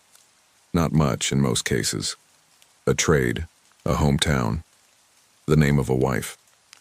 Sanderson Alvin R., CCC Company 944, played the fiddle at the camp socials and had a sister in Deer Lodge, Montana, who wrote to the superintendent 4 times asking for his effects and got a form letter each time. A woman named Ilsa Brandt who came up from Seattle in 1962 by herself, to look at larches because her doctor had told her she had a year. A boy from the mill camp in 1962 named Roy Tenney, 15, who is in the Farrell's Crossing School photograph for that year in the back row on the left with his collar turned up. Theo typed all of it. 204 entries. Some are a paragraph. 11 of them are just the name and the date and the line. We could not find out anything else about this person. And we are sorry. We printed it on cotton rag paper, the archival stuff, because I wanted it to last outside, and we put it in a document sleeve rated for exterior use, and on the morning of the 14th of December, with 2 feet of snow on the bench and the temperature at 9 degrees, Theo Nakamura and I snowshoed in from the Ledgeway trailhead to mile 8. 2 of us. Daylight. Rule 1 intact. Hollis's father's watch was on the flat rock in front of Cairn 90-something, under the snow. exactly where he'd left it in 1995. 29 winters. When I brushed the snow off it, the crystal was clear, and the case was bright, and there was not one spot of oxidation on it anywhere. And Theo made a sound behind me and turned around and faced the other way for a minute. We built a cairn. I'd like to say we did it well. We didn't. We did it the way two people do who have spent their lives knocking cairns down and have never once built one. And it took us 2 hours and it fell over twice. And the third time we got it to stand about waist high out of 11 flat stones we dug out of the scree with our gloves off in 9-degree weather. Into the top of it, under the capstone, I worked the document sleeve with the 191 lives in it. And on the flat rock, beside Hollis's father's watch, I put my father's compass. It's a brass Silva he carried in Vietnam and then carried on every elk hunt of the next 30 years. And it was in my hand when they called me about him in November of the year before I came to Ellery Basin. And it had been in my chest pocket every single day of 11 seasons. Then I did the last part, which was the part I hadn't told Theo about, and which he had to stand there for. I read the names out loud. All 204 of them, in order, from Alvin Sanderson in 1934 to Marcus Bellwether in September, and after each one I said the one thing we'd found out about them. It took an hour and 40 minutes. My voice went at about 120, and Theo took over for a stretch in the middle and gave it back to me at the end. Rule 4 says do not say the name of a missing person out loud in the backcountry after dark. It was 2 in the afternoon. I have thought about whether that counts as following the rule or getting around it, and I have decided it doesn't matter, because I would have done it at midnight. We were most of the way through when the sound went, not silence. The hole. The place in the sound shaped like something standing out in the scree, maybe 40 feet back toward the wall where the light was flat and blue between the snow and the granite. Theo stopped reading. "Keep going," I said. He kept going. It stayed for the rest of it. It did not come closer, and it did not speak, and it did not ask us anything. And when we finished, when Theo said Bellwether Marcus, 38, of Portland, Oregon, who taught his daughter to read a map and got her off this mountain, it was still there for maybe a count of 10. Then the wind came back into the larch below the bench, and there was nothing out in the scree but scree. We snowshoed out. It was full dark for the last 3 miles, and we did not talk and we did not hurry, and nothing followed us. And I know that because I stopped 4 times and listened, and every time the basin was making all of the sound it was supposed to make. The count did not go up that winter. I want to be careful here because this is where I stop being able to prove anything, and because I know exactly what it sounds like. An interrupted take, in the 4 cases in the book, is followed within 31 days by another one. Every time. Nell Bellwether got away on the 22nd of September. 31 days later was the 23rd of October. Nothing happened. November, nothing. December, nothing. No woodpile, no county road, no mill camp, no barrette in a hayfield. January and February in Farrell's Crossing, nothing. The cairn count on the ledgeway went to 200 on the 4th of October when Marcus Bellwether's cairn appeared at mile 18 with his wedding ring in it, interval 12 days, and I closed the trail before coffee and before my radio check. And then the count sat at 200 and did not move. It sat at 200 through the spring. On the 8th of April, Hollis Dunbar drove up to the Sawyer Fork gate at 4 in the afternoon, parked, and walked up the trail alone. He left Pete with the neighbor 2 days before, which is how we know it wasn't impulsive. He left the house clean. He left a letter on the kitchen table addressed to me, and a second one addressed to the superintendent, and a third addressed to Nell Bellwether's mother that I mailed unopened and have never asked about. Mine was 1 page. I'm going to quote the middle of it, because it's the only part that belongs in an official document. You were right, and it took me 31 years to let somebody say it. It isn't a hazard. Hazards don't dust a photograph. We have been treating a lonely thing as a weather pattern because a weather pattern doesn't ask anything of us, and the whole time it has been building a shelf. I'm going up to sit with her. I've wanted to for 29 years, and every time I told myself the rules said no. The rules say no because the rules are for keeping the count down, and I am one man with a bad heart, and the count is going to have me inside of 2 years regardless. and I would rather it be worth something. Don't come after me, and don't let Theo come after me. Two of you would ruin it. That's the whole point of it, Cass. That's the entire point. We found his car at the gate at 9 the next morning. We searched anyway, of course we did. 13 days, the biggest call-out in the history of the North District, because he was a 31-year Park Service veteran and the county turned out everything it had. On the 24th of April, 12 days later, I did the count, and it was 201. Mile 8. Beside Marguerite's. Not near it. Beside it, close enough that the two of them shared a base stone at the bottom, and I have looked at photographs of that cairn about 1,000 times, and I am telling you that whatever built it had to take Marguerite's apart at the foundation and rebuild both of them together to do that. In the top of the new one, under the capstone, Hollis's wedding ring.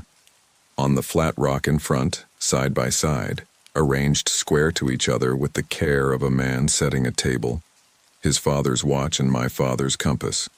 Both of them polished. Both of them left there for us deliberately, in a place where we would have to see them. I wrote the entry that afternoon at the cache at Sawyer Fork, and it is the last entry in the Green Book, and it is in my handwriting. Dunbar, Hollis W., 69 Warriors, Chief Ranger, Reed Onder, North District, 31 seasons. Went in alone from Sawyer Gate 8th April 1610 HRs by his own decision and in writing. Interval 12D. Cairn M8, joined to number 171, Dunbar, Marguerite A., 1994, effects, wedding band. Offered items returned, count now 201, names now 206. He is the best ranger this park has ever had, and he spent 31 years keeping a number down that nobody will ever know he kept down. Witness, Nakamura, T. That was 16 months ago. The count on the ledgeway is still 201. Nobody has gone missing in Ellery Basin National Park in 23 months, which is the longest gap in the Green Book since 1943, and I do not know what that means. I have 3 explanations, and they contradict each other, and holding all 3 at once is the only way I've found to stay sane, which is a sentence I did not understand when a man in a folding chair on a porch said it to me 11 years ago. Here is what I have done, and it's the reason this document exists and the reason I'll be unemployed by the time anyone reads it. I have taken the Green Book, the quad map, and the box of index cards out of the fire safe at Sawyer Fork, where they have been hidden from the National Park Service by employees of the National Park Service for 68 years. I have scanned all of it. I have submitted the originals to the Office of Internal Review, along with this account, and copies to the regional office, the superintendent, and the county sheriff. I am aware of what happens next. I have falsified nothing and concealed nothing since the day I found that safe, but every chief ranger of the North District for 4 generations has, and I inherited the concealment and I continued it for 8 years, and I signed 9 days of search reports for Marcus Bellwether that do not contain one word of what I actually believed. That's the part I can't get around, and I'm not going to try. What I'm asking for is this. Do not close Ellery Basin. That's first, and I want it first. 206 people in 94 years is a horror, and it is also, I have run the numbers with Theo and they're in the appendix, about 1 death per 41,000 visitors, which is worse than Yellowstone, and better than Denali. The basin is not more dangerous than the mountains around it. It is differently dangerous, and it has been managed badly and secretly and at enormous cost by 4 generations of underpaid people who were never given permission or training or help. Keep the count. Every morning, first light. All 19 miles or 11 of bench, and if the number is higher than yesterday, close the trail before coffee and before your radio check. It is the only early warning anyone has ever had. Keep the rules, all 5. Put them on the wall in every station.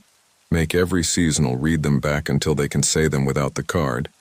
And when they roll their eyes at you, and they will, and the good ones will roll their eyes hardest, tell them what I'm about to tell you. Every one of those costs somebody, and write back.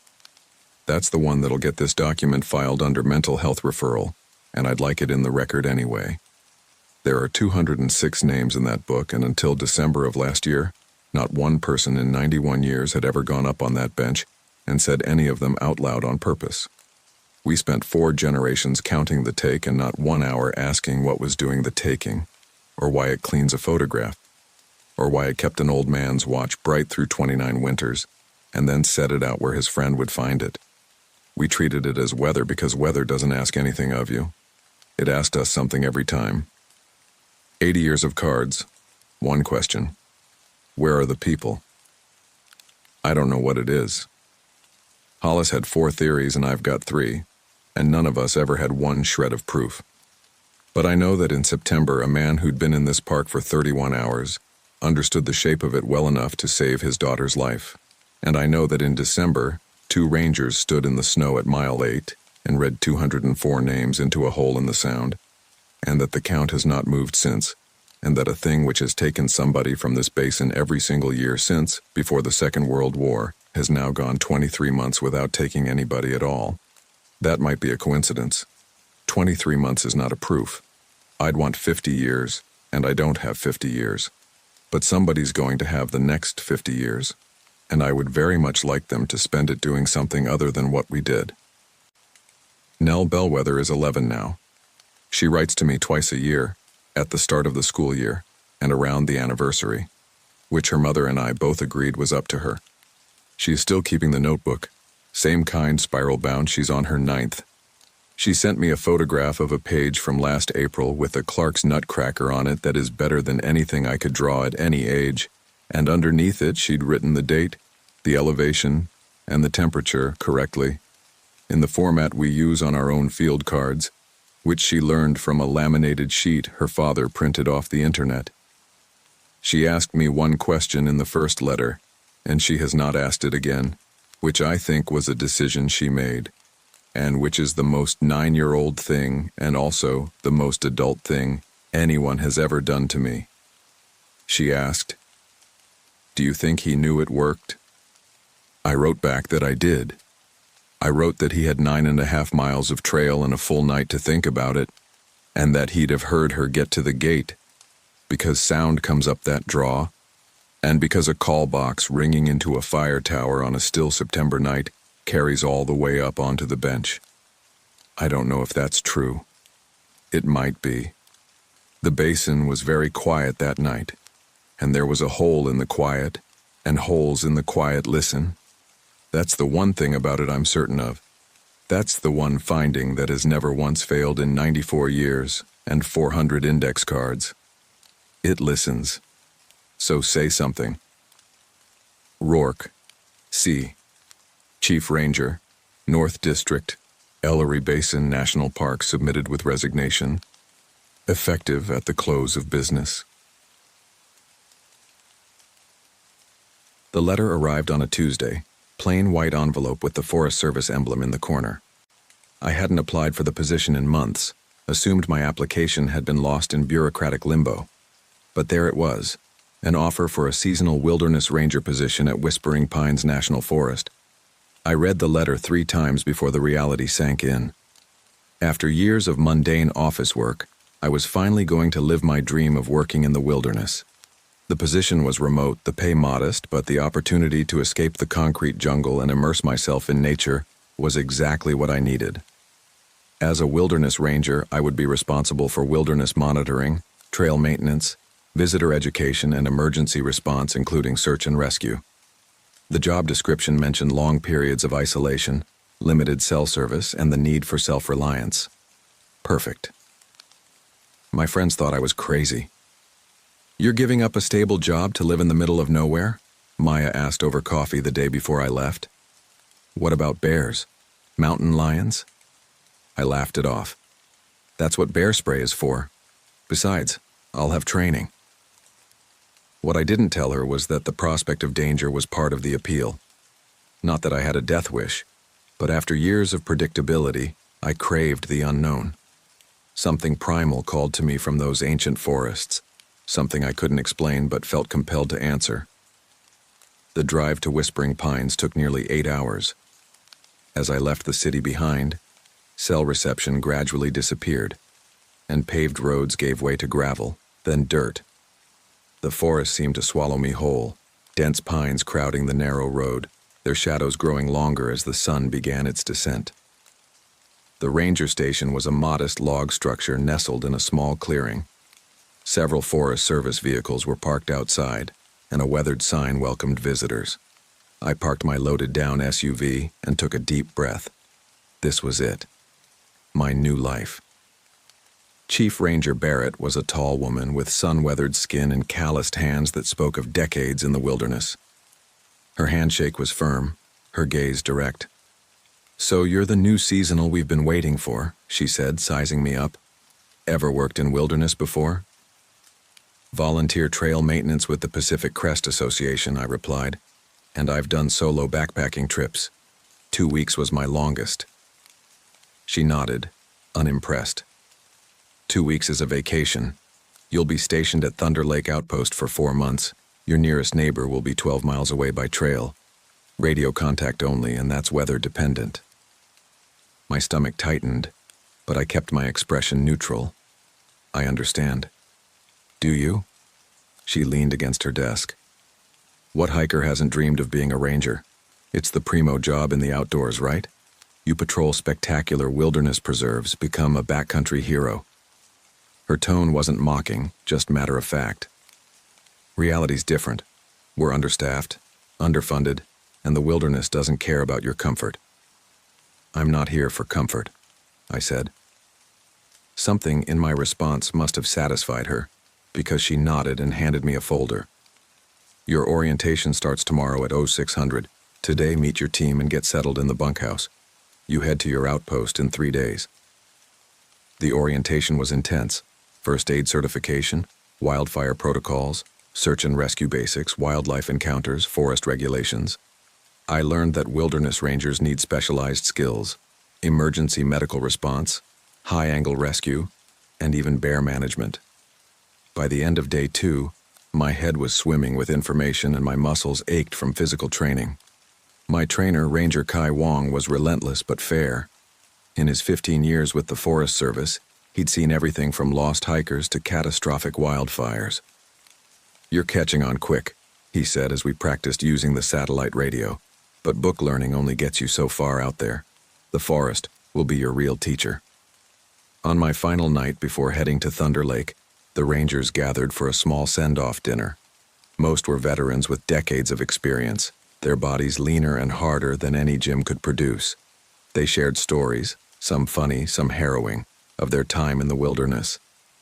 "Ever seen anything strange out there?" I asked during a lull in conversation. The table grew quiet. Rangers exchanged glances. "Define strange," Kai said carefully. "I don't know. Unexplainable things. Weird sounds, lights, phenomena." Chief Barrett studied me. "You believe in that sort of thing?" "I believe there's plenty we don't understand about the wilderness," I answered. An older ranger named Jim cleared his throat. "Thunder Lake has stories." "Jim," Barrett warned. "The rookie should know," Jim insisted, "especially if they're going to be alone up there." Barrett sighed. "Indigenous peoples called that area Nakohe Miskwa, Shadow Walkers territory. The name stuck with early settlers, though they anglicized it to Thunder Lake because of how sound echoes in the valley." "Shadow Walker?" I asked. "A guardian spirit in their folklore," Barrett said. "The locals still leave offerings at certain trees before entering the deeper woods." Jim leaned forward. "Hikers report strange sounds up there, like footsteps following them, but nothing's there when they turn around. Some claim to see a large figure at dusk watching from the tree line." "Are you talking about Bigfoot?" I asked, unable to keep the skepticism from my voice. Several rangers shifted uncomfortably. Barrett shrugged. "Most rangers won't officially report strange sightings. Nobody wants to be seen as a fool by their colleagues." "But you've heard things," I pressed. "I've heard the forest at night," she replied evenly. "And sometimes it doesn't sound like any animal I can identify. That's all I'll say on the matter." The conversation moved on, but I caught Kai watching me with an unreadable expression. Later, as we washed dishes, he spoke in a low voice. "Whatever you do, don't go chasing stories up there. Thunder Lake is remote, and if you get in trouble, help is hours away, if we can reach you at all." I nodded, but a seed of curiosity had already taken root. Shadow Walker. The name resonated with me for reasons I couldn't explain. The next morning, I loaded my gear into a Forest Service truck, and Kai drove me to the trailhead for Thunder Lake. The hike would take most of the day, 6 miles of steadily climbing trail to reach the outpost. Radio check-in every evening at 1900 hours, Kai reminded me. Miss 2 in a row, and we send someone to check on you. Chapter 2. Thunder Lake. The climb to Thunder Lake was more grueling than I'd anticipated. The trail switchbacked steeply through old-growth forest, my heavy pack digging into my shoulders with each step. By mid-afternoon, sweat soaked my shirt despite the cool mountain air, and my legs burned from the constant ascent. But the discomfort was worth it. The forest here was unlike anything I'd experienced. Primeval and vast. Towering cedars and Douglas firs, some centuries old, formed a dense canopy overhead. Shafts of sunlight pierced through in golden columns, illuminating ferns and moss-covered rocks below. The constant presence of these ancient trees was humbling, a reminder of how brief and small human lives are in comparison. I stopped at a viewpoint to catch my breath. Behind me, the valley stretched out in endless waves of green, while ahead, the terrain grew more rugged. According to my map, I was about halfway to Thunder Lake Outpost. I checked my watch. Still 4 hours of daylight left, enough time to reach my destination if I maintained a steady pace. As I hiked deeper into the wilderness, the trail grew less defined, requiring careful navigation. The forest changed subtly too. The undergrowth thinned, and the spaces between trees widened, though the trees themselves grew even larger. The silence was profound, punctuated only by the occasional bird call or the distant sound of running water. I crossed a narrow wooden footbridge spanning a ravine where a creek rushed below, white water tumbling over moss-covered boulders.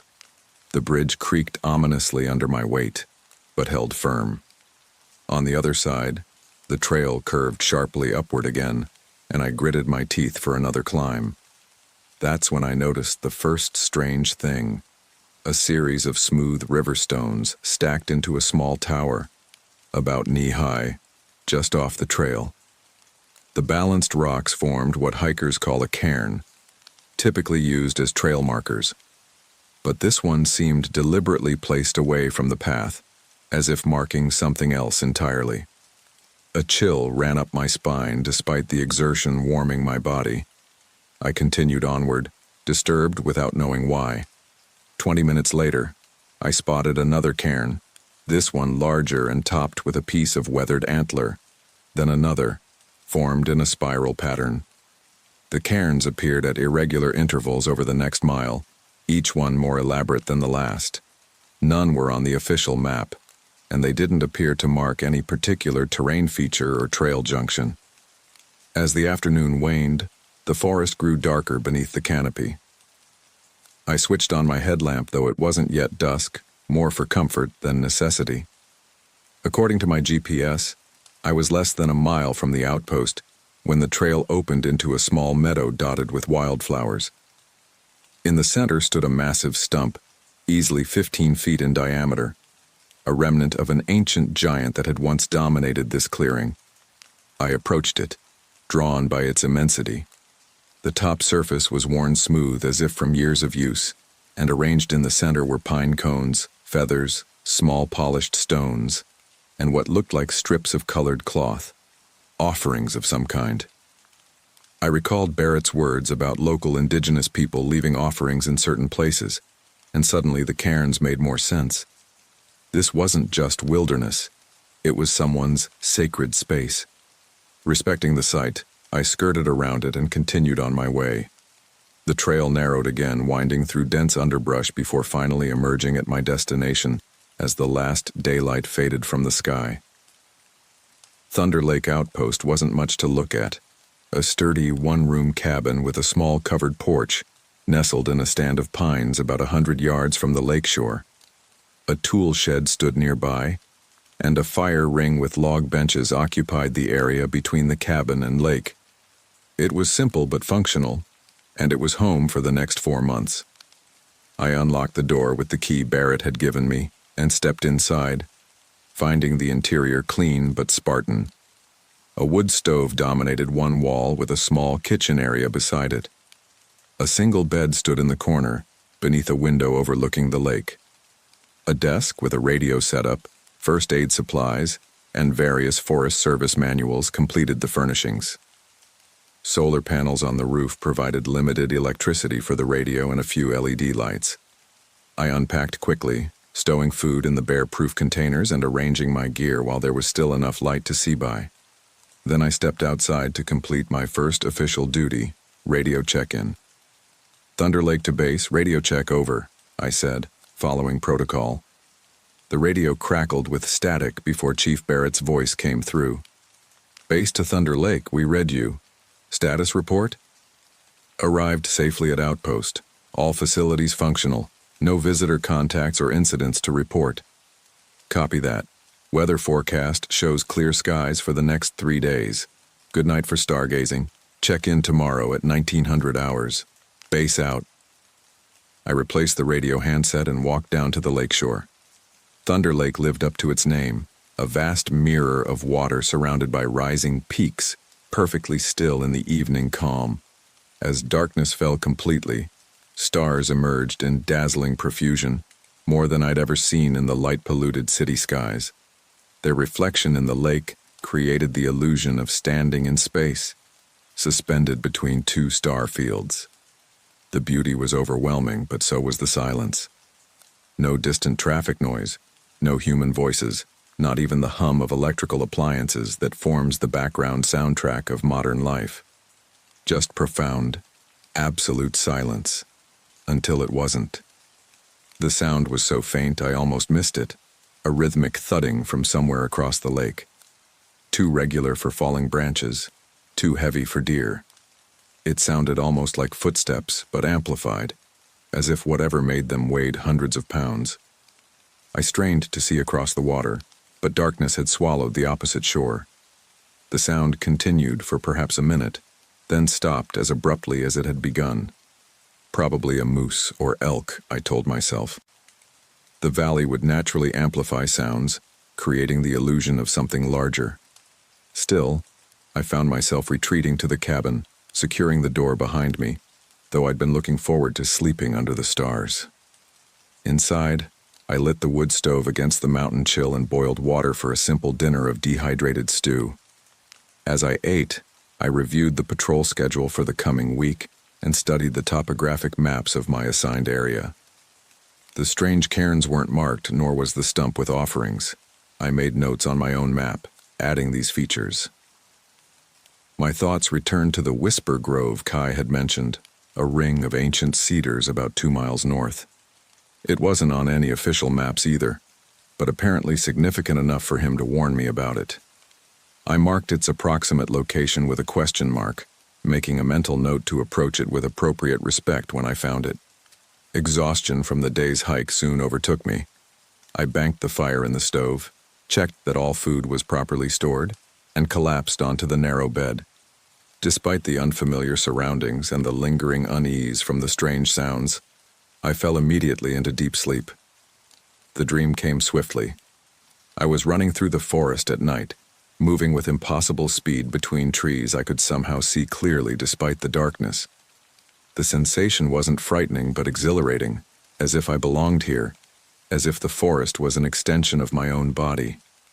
I could feel every root underfoot, sense every branch overhead without looking. The dream logic told me I was hunting, though what prey I couldn't say. I came to the edge of a clearing bathed in moonlight. In the center stood a massive figure, at least 8 feet tall, broad-shouldered and covered in dark fur. It wasn't looking at me, but gazing up at the moon. Without turning, it spoke, its voice like stones grinding together. "You are in my territory now, Watcher. Do you come with respect or trespass?" I tried to answer, but had no voice. The figure slowly turned, and I caught a glimpse of deep-set eyes beneath a heavy brow, glinting with intelligence that seemed ancient and alien. "I will be watching you," it rumbled. As you watch my forest. I woke with a gasp, sitting bolt upright in bed. Pale morning light filtered through the cabin windows. Outside, birds sang their dawn chorus, and the surface of the lake rippled gently in the morning breeze. Perfectly normal, perfectly peaceful. Just a dream, I thought, rubbing my face. Just my subconscious processing Jim's stories of Shadow Walker. But when I rose and went to wash my face in the basin, I froze at what I saw in the small mirror above it. Across my cheek were 3 parallel scratches, thin but unmistakable, as if something with claws had lightly grazed my skin while I slept. Scratches I was certain hadn't been there the night before. Chapter 3. The First Encounter. The scratches on my face faded by midday, but the uneasiness they provoked lingered. I told myself I must have scratched myself in my sleep, perhaps reacting to the vivid dream.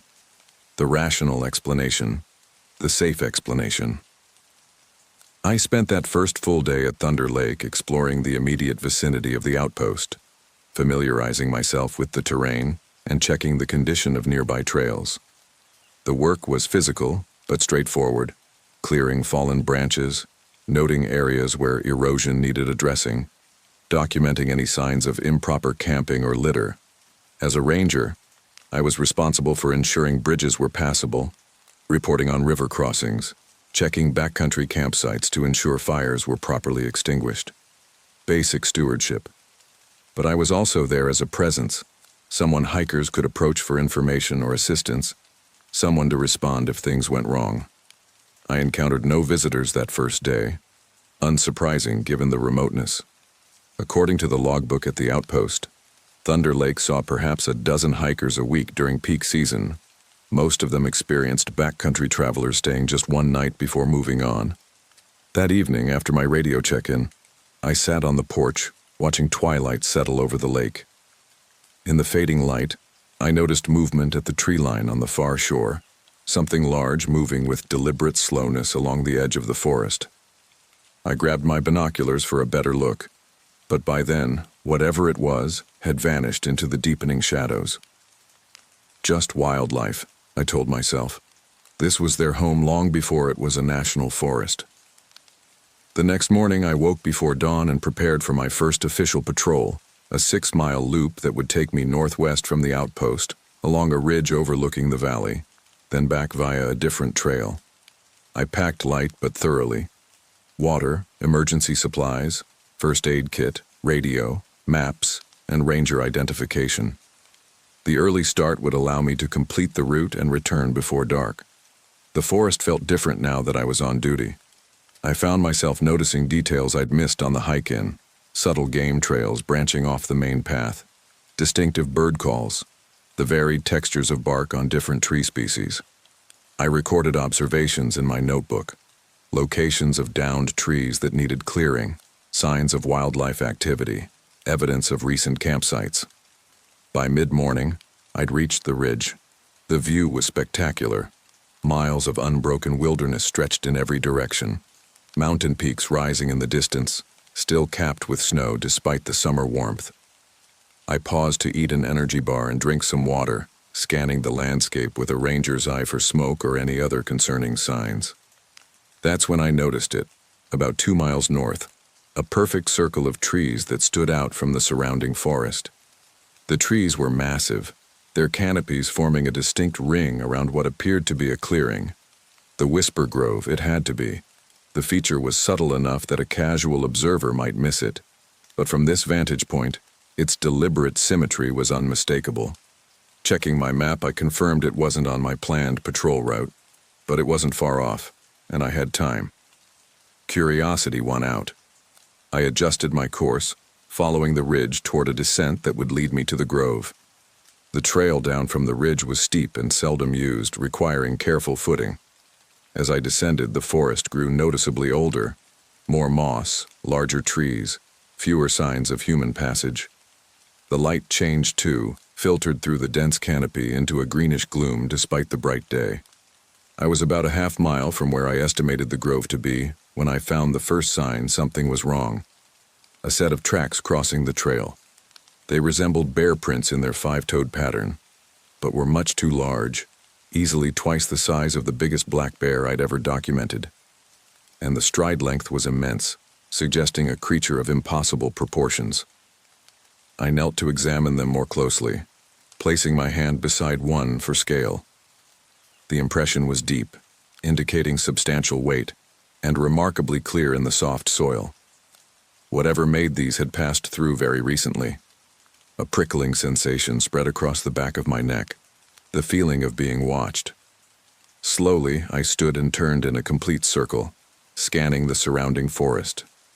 Nothing moved, no birds called. The silence was absolute and smothering. "Hello?" I called, immediately regretting breaking the silence.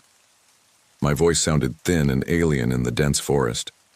No response, but the feeling of observation intensified. I unclipped my radio, considering calling in what I'd found, but hesitated. What would I say? That I'd found unexplainably large footprints and got spooked? That wouldn't help my credibility with the other rangers. I needed more information before making a report. I took photos of the tracks with my digital camera, placing my ranger badge beside them for scale, and recorded measurements and observations in my notebook. Then, against my better judgment, I decided to follow them. The tracks led deeper into the forest, away from any established trail. I marked my path carefully with my GPS unit, not wanting to become disoriented in the increasingly unfamiliar terrain. The vegetation grew denser, forcing me to push through underbrush at times. The footprints remained consistent, large, bipedal, and purposeful in their direction. After about 20 minutes of tracking, the forest opened suddenly into a clearing. I stopped at the edge, immediately recognizing where I was, the Whisper Grove. But no map or description could have prepared me for the reality of it. 13 enormous cedars formed a perfect circle around a clearing about 50 yards in diameter. These weren't just old trees. They were ancients, with trunks wider than my outstretched arms could encompass, and heights that strained my neck to follow. Most remarkable was the fact that they were uniform in size and evenly spaced, too perfect to be natural, yet they had clearly stood for centuries, perhaps millennia. The clearing itself was covered in lush grass but entirely free of saplings or underbrush, as if nothing else was permitted to grow there. At the center stood a flat, table-like stone about waist-high, large enough for a person to lie upon. The stone bore weathered carvings, spirals and symbols I couldn't decipher. Around its base, fresh offerings had been placed. Bundles of herbs, feathers, small carved figurines, and what looked like strips of cloth tied to sticks planted in the ground. The footprints I'd been following led directly to this stone, then disappeared as if whatever made them had simply vanished. The silence in the grove was different from the surrounding forest, not oppressive but expectant, as if the place itself was waiting for something. I approached the stone carefully, respecting the obvious spiritual significance of the site. The surface was worn smooth, with shallow depressions that suggested centuries of use. As I reached out to touch one of the carvings, a voice spoke directly behind me. "This is not for you to touch." I spun around, heart hammering. A man stood at the edge of the clearing, tall, middle-aged, with copper skin and long black hair streaked with gray. He wore modern hiking clothes but carried a traditional wooden staff. His expression was neutral, neither threatening nor welcoming. "I'm sorry," I said, stepping back from the stone. "I'm the new ranger at Thunder Lake. I didn't mean any disrespect." He studied me for a long moment. "Nakohe has been watching you since you arrived." The name from Barrett's story. Shadow Walker. "What do you mean?" I asked. Instead of answering, he gestured around the grove. "This place predates your national forest by many thousands of years. It was sacred when the oldest of these trees was a sapling." "Are you from the local tribe?" I asked. He ignored my question. "Why did you come to this forest?" "It's my job," I began, then stopped, sensing he was asking something deeper. "I wanted connection with something older and more real than the world I left behind." This seemed to satisfy him. He nodded slowly.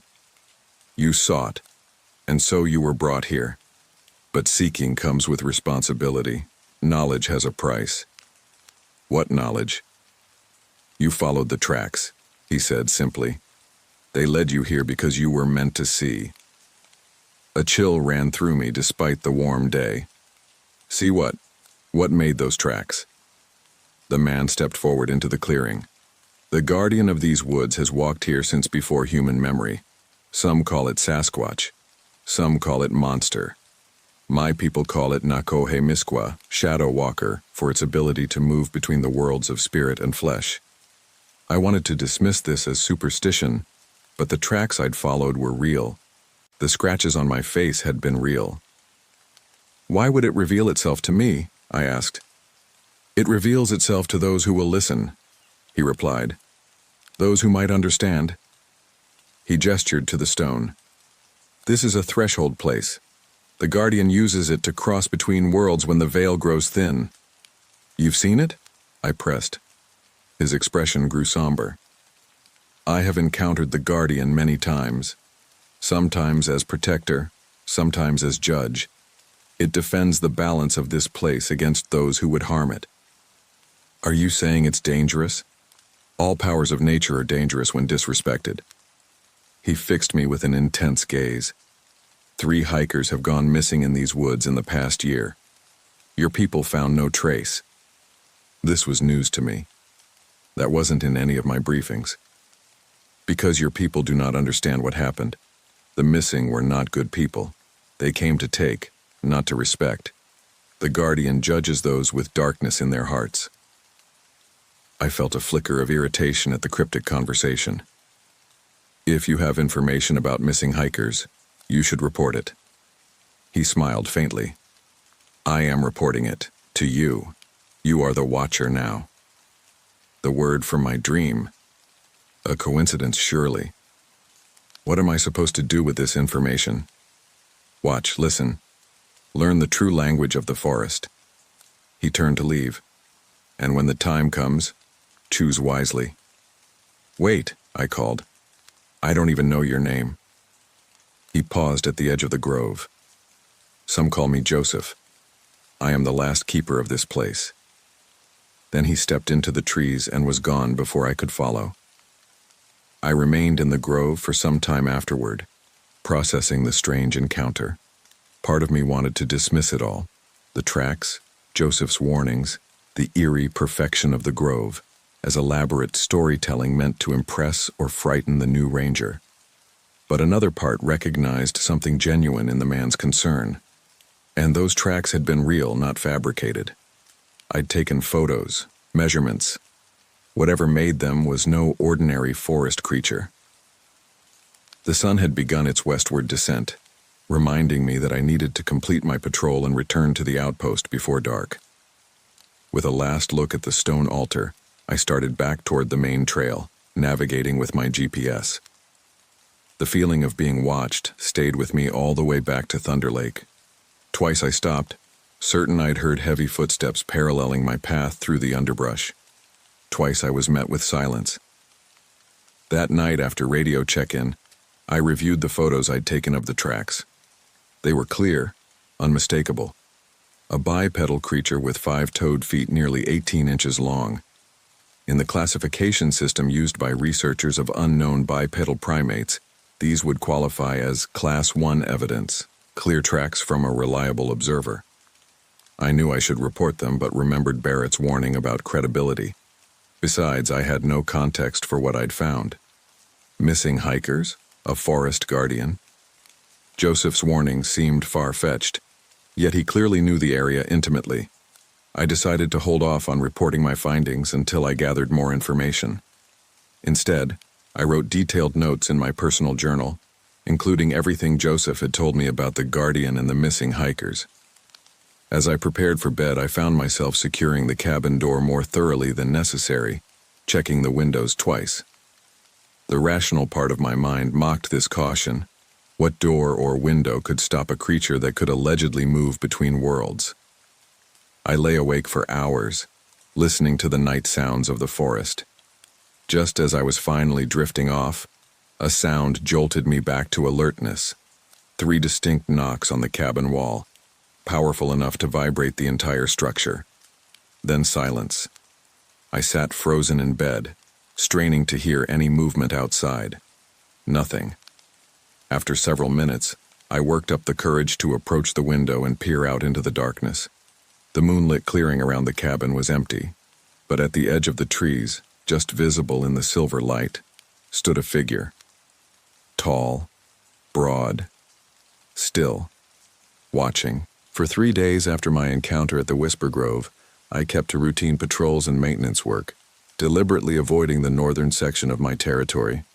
The incident with the knocking on my cabin hadn't repeated, but each night I sensed a presence circling the outpost, never seen directly but betrayed by subtle sounds and the prickling awareness of being observed. During my evening radio check-ins, I considered mentioning these disturbances but always stopped short. What would I say? That I was spooked by campfire stories and shadows.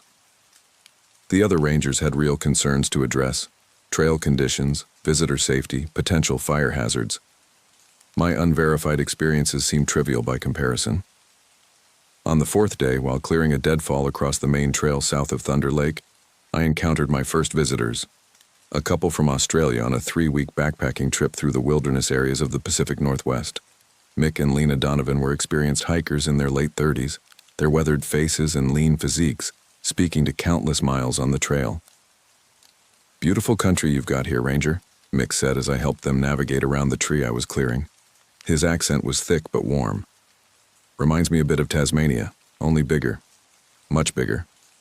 I smiled, grateful for human contact after days of solitude. "Where are you headed?" "Planning to camp at Thunder Lake tonight," Lena replied, adjusting her pack straps. "Then push north tomorrow toward Crown Ridge." North, through the area where I'd found the tracks, near the Whisper Grove. "The North Trail gets pretty rough," I said carefully. "Not well maintained. Might be better to head east toward Alpine Meadows." Mick grinned. "We don't mind rough. Been planning this route for months. Want to see the old-growth forest up that way." I couldn't dissuade them without a legitimate reason, and I'm afraid of what might be in those woods. Wasn't exactly Forest Service policy. Instead, I provided standard safety information, checked that their wilderness permit was in order, and reminded them about proper food storage to avoid attracting bears. "You're welcome to camp near the outpost tonight," I offered. "The lake's beautiful at sunset." They accepted gratefully, and I finished clearing the trail before leading them back to Thunder Lake. Having visitors lifted my spirits, and for the first time since arriving, I felt like a proper ranger, providing information, ensuring safety, sharing my knowledge of the area. That evening, we sat around the fire ring near the shore, sharing trail stories as stars emerged overhead. The Donovans had hiked 6 continents and had a seemingly endless supply of adventures to recount. I found myself laughing for the first time in days. "So what brought you to ranger work?" Lena asked as we watched the flames dance. "Most people are busy climbing corporate ladders, not mountains." The question made me reflect. What had drawn me here? Not just the job, but this specific wilderness. "I needed something real," I finally said. "In the city, everything felt artificial, constructed. I wanted to connect with something ancient, something that exists on its own terms." Mick nodded. "We get that. It's why we spend every vacation in places like this instead of resorts." "Have you encountered anything unusual in the forest?" I found myself asking. "Strange sounds, unexplained phenomena?" They exchanged a look. "Like what?" Lena asked. I hesitated, then plunged ahead. "I've heard stories about this area. The local indigenous people call it Shadow Walker's territory. There are legends about a forest guardian." "Ah, you mean Sasquatch," Mick said, grinning. "Every wilderness has its monster stories. In Australia, we've got the Yowie, our version of Bigfoot. Never seen one myself, though there's places in the outback where the Aboriginal people won't go at night." "It's more than just stories," I said, surprising myself with my conviction. "There's evidence." Lena leaned forward, intrigued. "What kind of evidence?" I told them about the tracks I'd found, my encounter with Joseph, and the strange knocking on my cabin. As I spoke, the forest around us seemed to grow quieter, as if listening. Could have been a bear, Mick suggested when I finished. Some can stand on their hind legs, make tracks that look almost human. Not like these, I insisted, and bears don't knock on cabins in patterns of 3. Lena looked thoughtful. Many cultures have stories of forest guardians or wild men. The Russians have the leshy, Europeans have woodwoses, Japan has the mountain tengu, all with similar descriptions: tall, powerful, wild but intelligent. You believe those stories? I asked. She shrugged. I believe there are things science hasn't cataloged yet. The world's still got secrets. The conversation drifted to other topics, but as the fire burned down to embers, Mick returned to my warning about the Northern Trail. Is there something specific we should look out for tomorrow? He asked.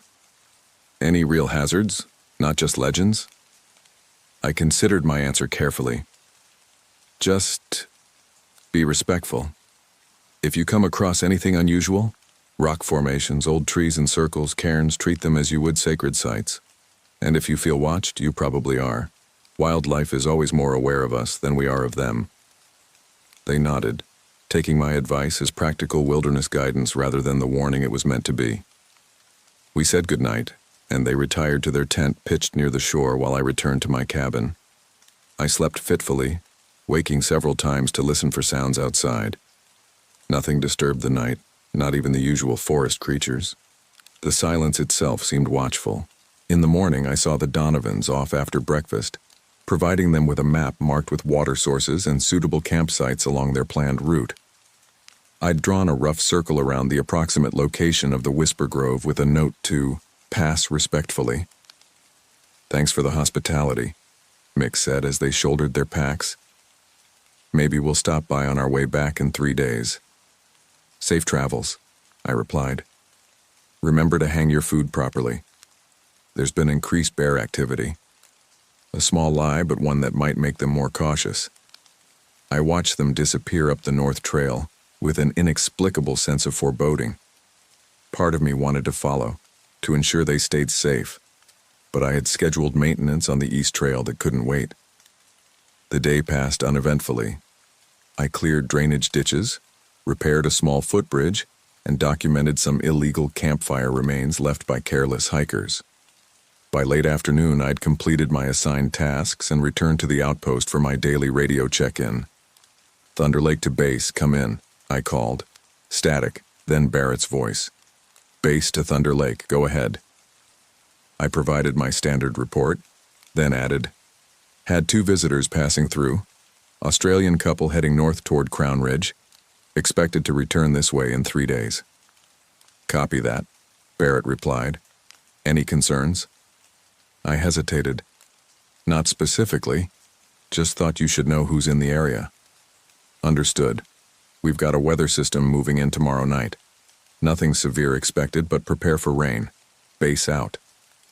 I replaced the radio handset and stepped onto the porch, gazing north where the Donovans had gone. The forest looked peaceful in the golden late afternoon light, betraying nothing of what might lurk within its depths. That night, the silence around the outpost was complete. No insects chirping, no owls calling, none of the usual nocturnal sounds of the forest. I sat on the porch with a cup of tea, straining to hear anything beyond the gentle lapping of water at the lake shore. Around midnight, as I was about to turn in, a sound carried across the lake, a distant high-pitched scream that could have been human or animal. It came once, held for several seconds, then faded. I stood, heart racing, trying to determine its direction and distance. North, perhaps 2 or 3 miles away, near where the Donovans would be camping. I grabbed my emergency pack, headlamp, and radio. Regulations were clear. Investigate any potential distress signals immediately. But venturing into the forest at night alone went against basic safety protocols. Thunder Lake to base, emergency channel, I called into the radio. Only static answered. The mountains often blocked transmissions at night, creating dead zones. I'd have to make the decision alone. The scream didn't repeat, but my unease grew. I strapped on my pack, checked my first aid supplies and emergency beacon, and set out on the north trail by headlamp. The forest at night was transformed. Familiar landmarks became alien and threatening in the artificial light. I moved as quickly as safety allowed, occasionally calling out, "Forest Service? Anyone need help?" Only echoes answered. An hour into my search, I reached a fork in the trail. The main path continued northwest toward Crown Ridge, while a smaller trail branched directly north. According to my map, the Donovans should have followed the main trail, but something pulled me toward the northern branch. An intuition I couldn't explain. The side trail grew increasingly overgrown, suggesting it was rarely used. My headlamp caught glimpses of eyes reflecting in the underbrush, small animals watching my passage.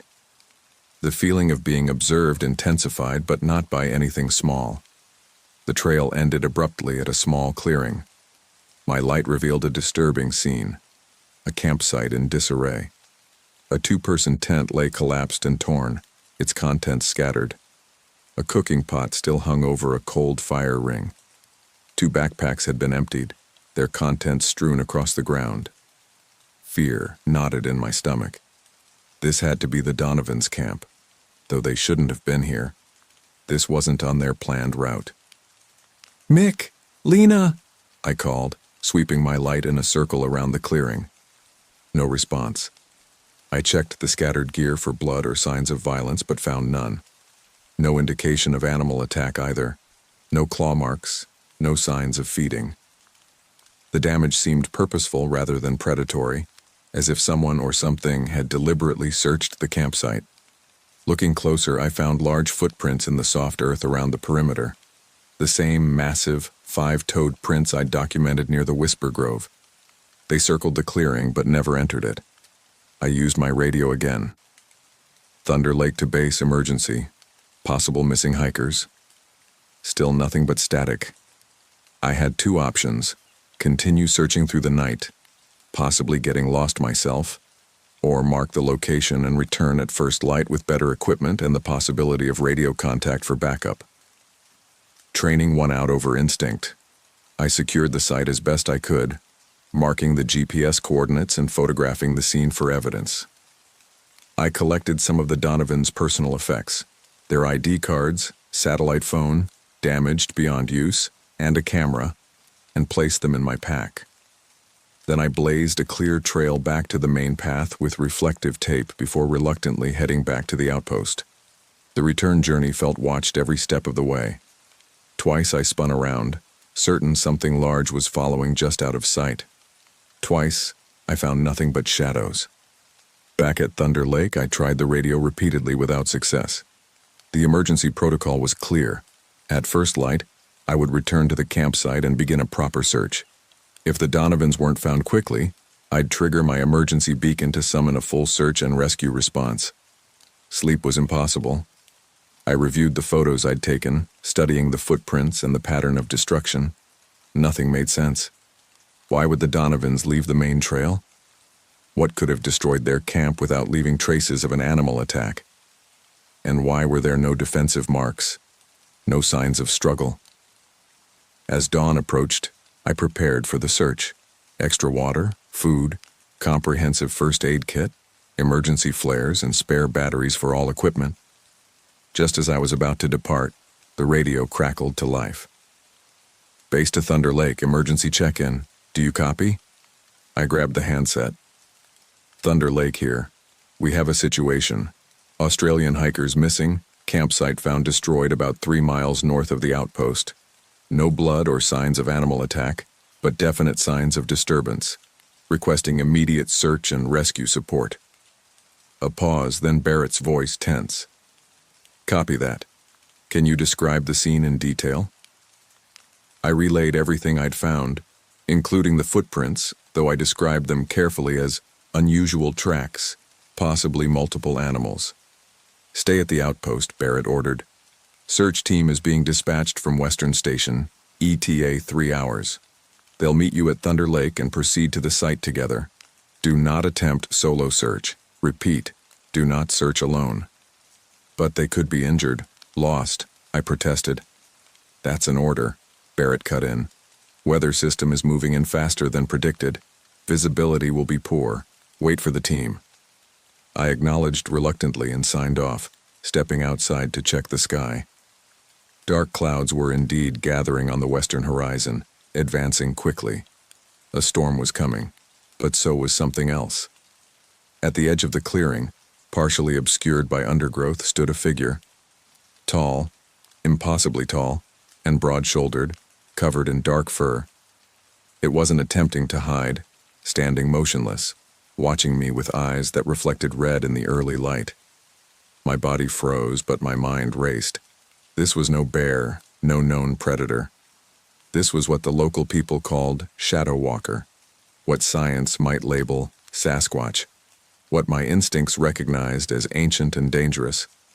We regarded each other across 50 yards of open ground. I made no move toward my camera, my radio, or any weapon. Somehow I knew that would break whatever tenuous moment we were sharing. Slowly, deliberately, the figure raised one massive hand and beckoned to me. A clear, unmistakable gesture. Follow. I made my decision. Leaving a note detailing my intentions and the direction I was heading, I grabbed my pack and plunged into the forest after the retreating figure, following it into the gathering storm and whatever lay beyond. The path led not north toward the destroyed campsite, but east, following a game trail I hadn't known existed. The massive figure stayed just ahead, visible enough to follow but never close enough to study clearly. It moved with surprising stealth despite its size, occasionally pausing to ensure I was still following. The storm approached rapidly, darkening the forest to twilight beneath heavy clouds. Wind whipped through the canopy, creating a chaotic symphony of creaking branches and rustling leaves. The air grew heavy with the scent of approaching rain. I kept pace as best I could, pushing through underbrush and scrambling over fallen logs. Any fear I felt was overridden by determination to find the missing hikers and the strange certainty that this creature was leading me to them. After perhaps an hour, we reached a steep ravine where a waterfall cascaded down moss-covered rocks. The figure stopped at the edge, turned to ensure I was watching, then disappeared behind the curtain of water. I approached cautiously. Behind the waterfall, partially concealed by the flowing water, was the entrance to a cave. I hesitated at the threshold, every instinct warning against entering such a confined space with an unknown entity. But concern for the Donovans pushed me forward. Switching on my headlamp, I ducked through the watery entrance into a surprisingly large cavern. My light revealed smooth stone walls rising to a ceiling about 15 feet high. The air was cool and damp, with a mineral smell that suggested the cave system extended deep into the mountain. The creature was nowhere to be seen, but a faint glow emanated from a tunnel at the far end of the chamber. I moved toward it, alert for any sound or movement. The tunnel curved gently downward, running perhaps 100 yards before opening into an even larger cavern. Here, the source of light became apparent. Crude torches made of resinous wood burned in sconces along the walls, casting flickering shadows across the space. In the center of the cavern, lying on beds of moss and ferns, were Mick and Lena Donovan. They appeared unharmed but unconscious, their breathing steady, faces peaceful as if in deep sleep. I rushed to them, checking vital signs. Strong pulses, no visible injuries. I called their names, shook them gently, but got no response. They seemed to be in some sort of trance or induced sleep. "What did you do to them?" I demanded into the seemingly empty cavern. Movement from the shadows answered me. The creature emerged into the torchlight, and for the first time I could see it clearly. It stood over 8 feet tall, with a massive barrel-shaped torso covered in dark brown fur that silvered slightly at the shoulders and head. Its face was both alien and startlingly familiar. A heavy brow ridge over deep-set eyes that held unmistakable intelligence, a broad, flat nose, and a mouth that seemed capable of speech, though not quite human in structure. Its hands had 5 fingers with opposable thumbs, ending in thick, curved nails that weren't quite claws, but definitely not human nails either. What struck me most was its eyes, dark amber irises surrounding pupils that reflected the torchlight. They studied me with an awareness that transcended species, an ancient consciousness evaluating a younger, less experienced being. "They are unharmed," it said, the voice rumbling from deep in its chest, rough but understandable. The same voice from my dream. They trespassed in the sacred place, disturbed what should not be disturbed. I struggled to process what was happening, a creature of legend speaking English in a hidden cave. Part of me wondered if I too was in some kind of hallucination or dream. "What sacred place?" I managed to ask. "The Whisper Grove?" It inclined its massive head. "The gateway stone. They tried to take offerings that were not theirs." I glanced back at the Donovans. "They're hikers, tourists. They probably didn't understand the significance." "Ignorance does not excuse theft from the sacred," the creature replied. "But they did not come with malice, so their punishment is temporary.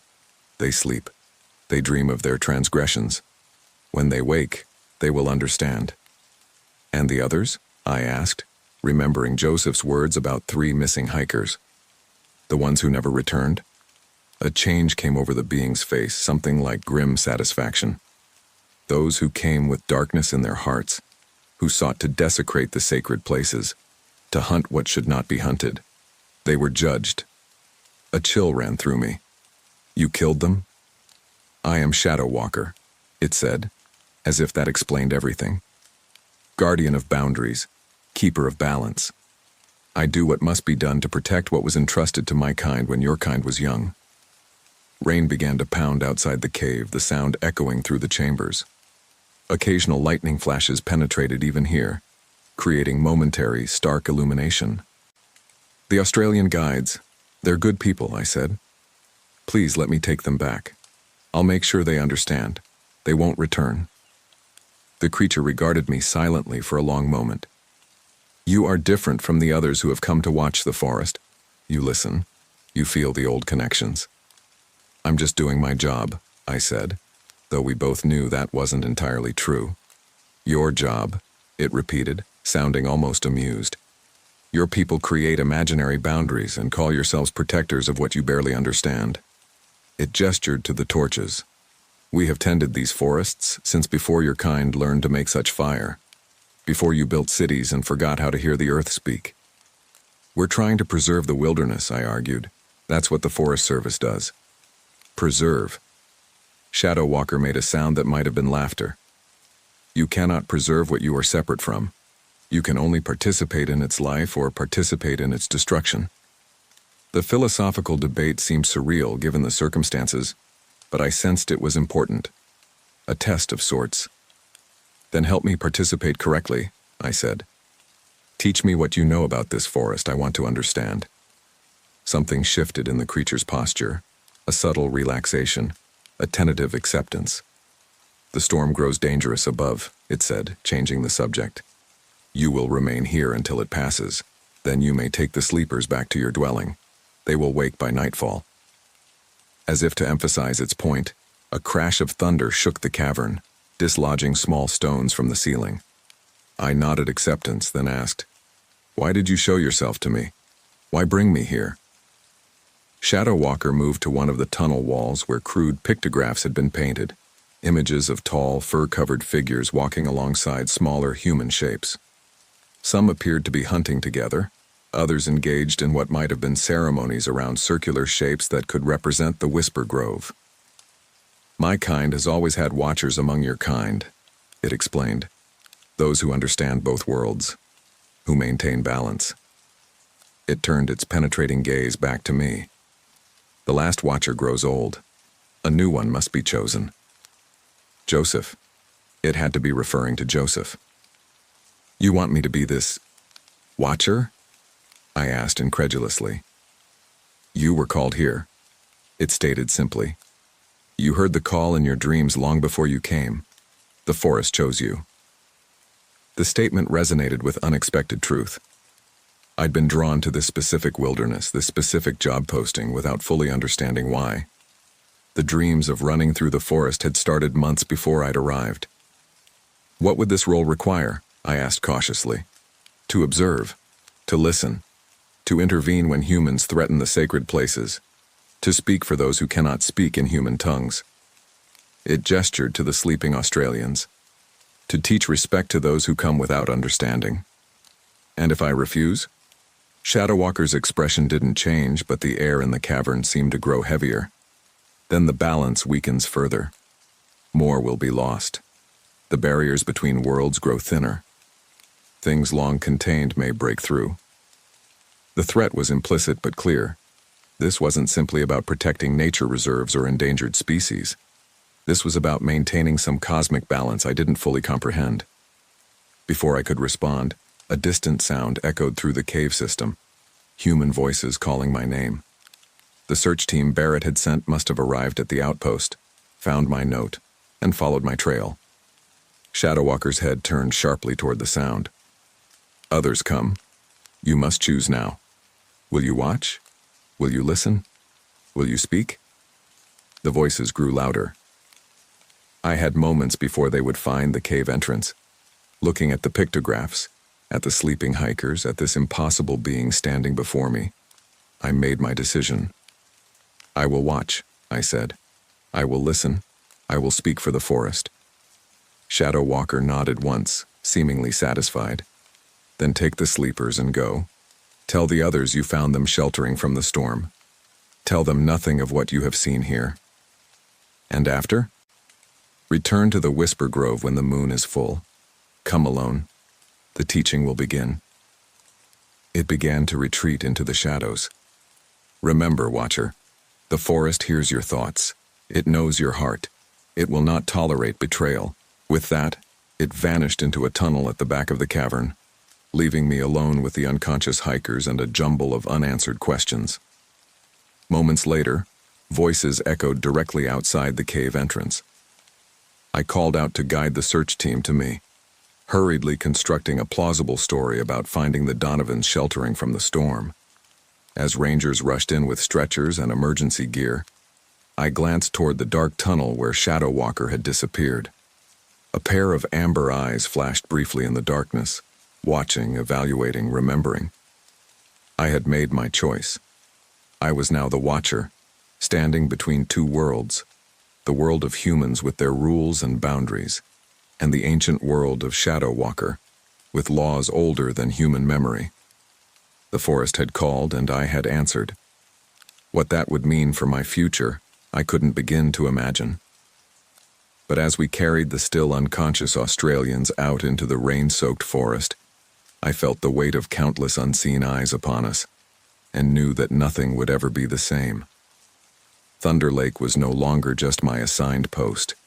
It was my destiny, my responsibility, my sacred trust. And somewhere in the depths of the forest, Shadow Walker would be waiting when the moon grew full, ready to initiate me into secrets as old as the ancient cedars of the Whisper Grove.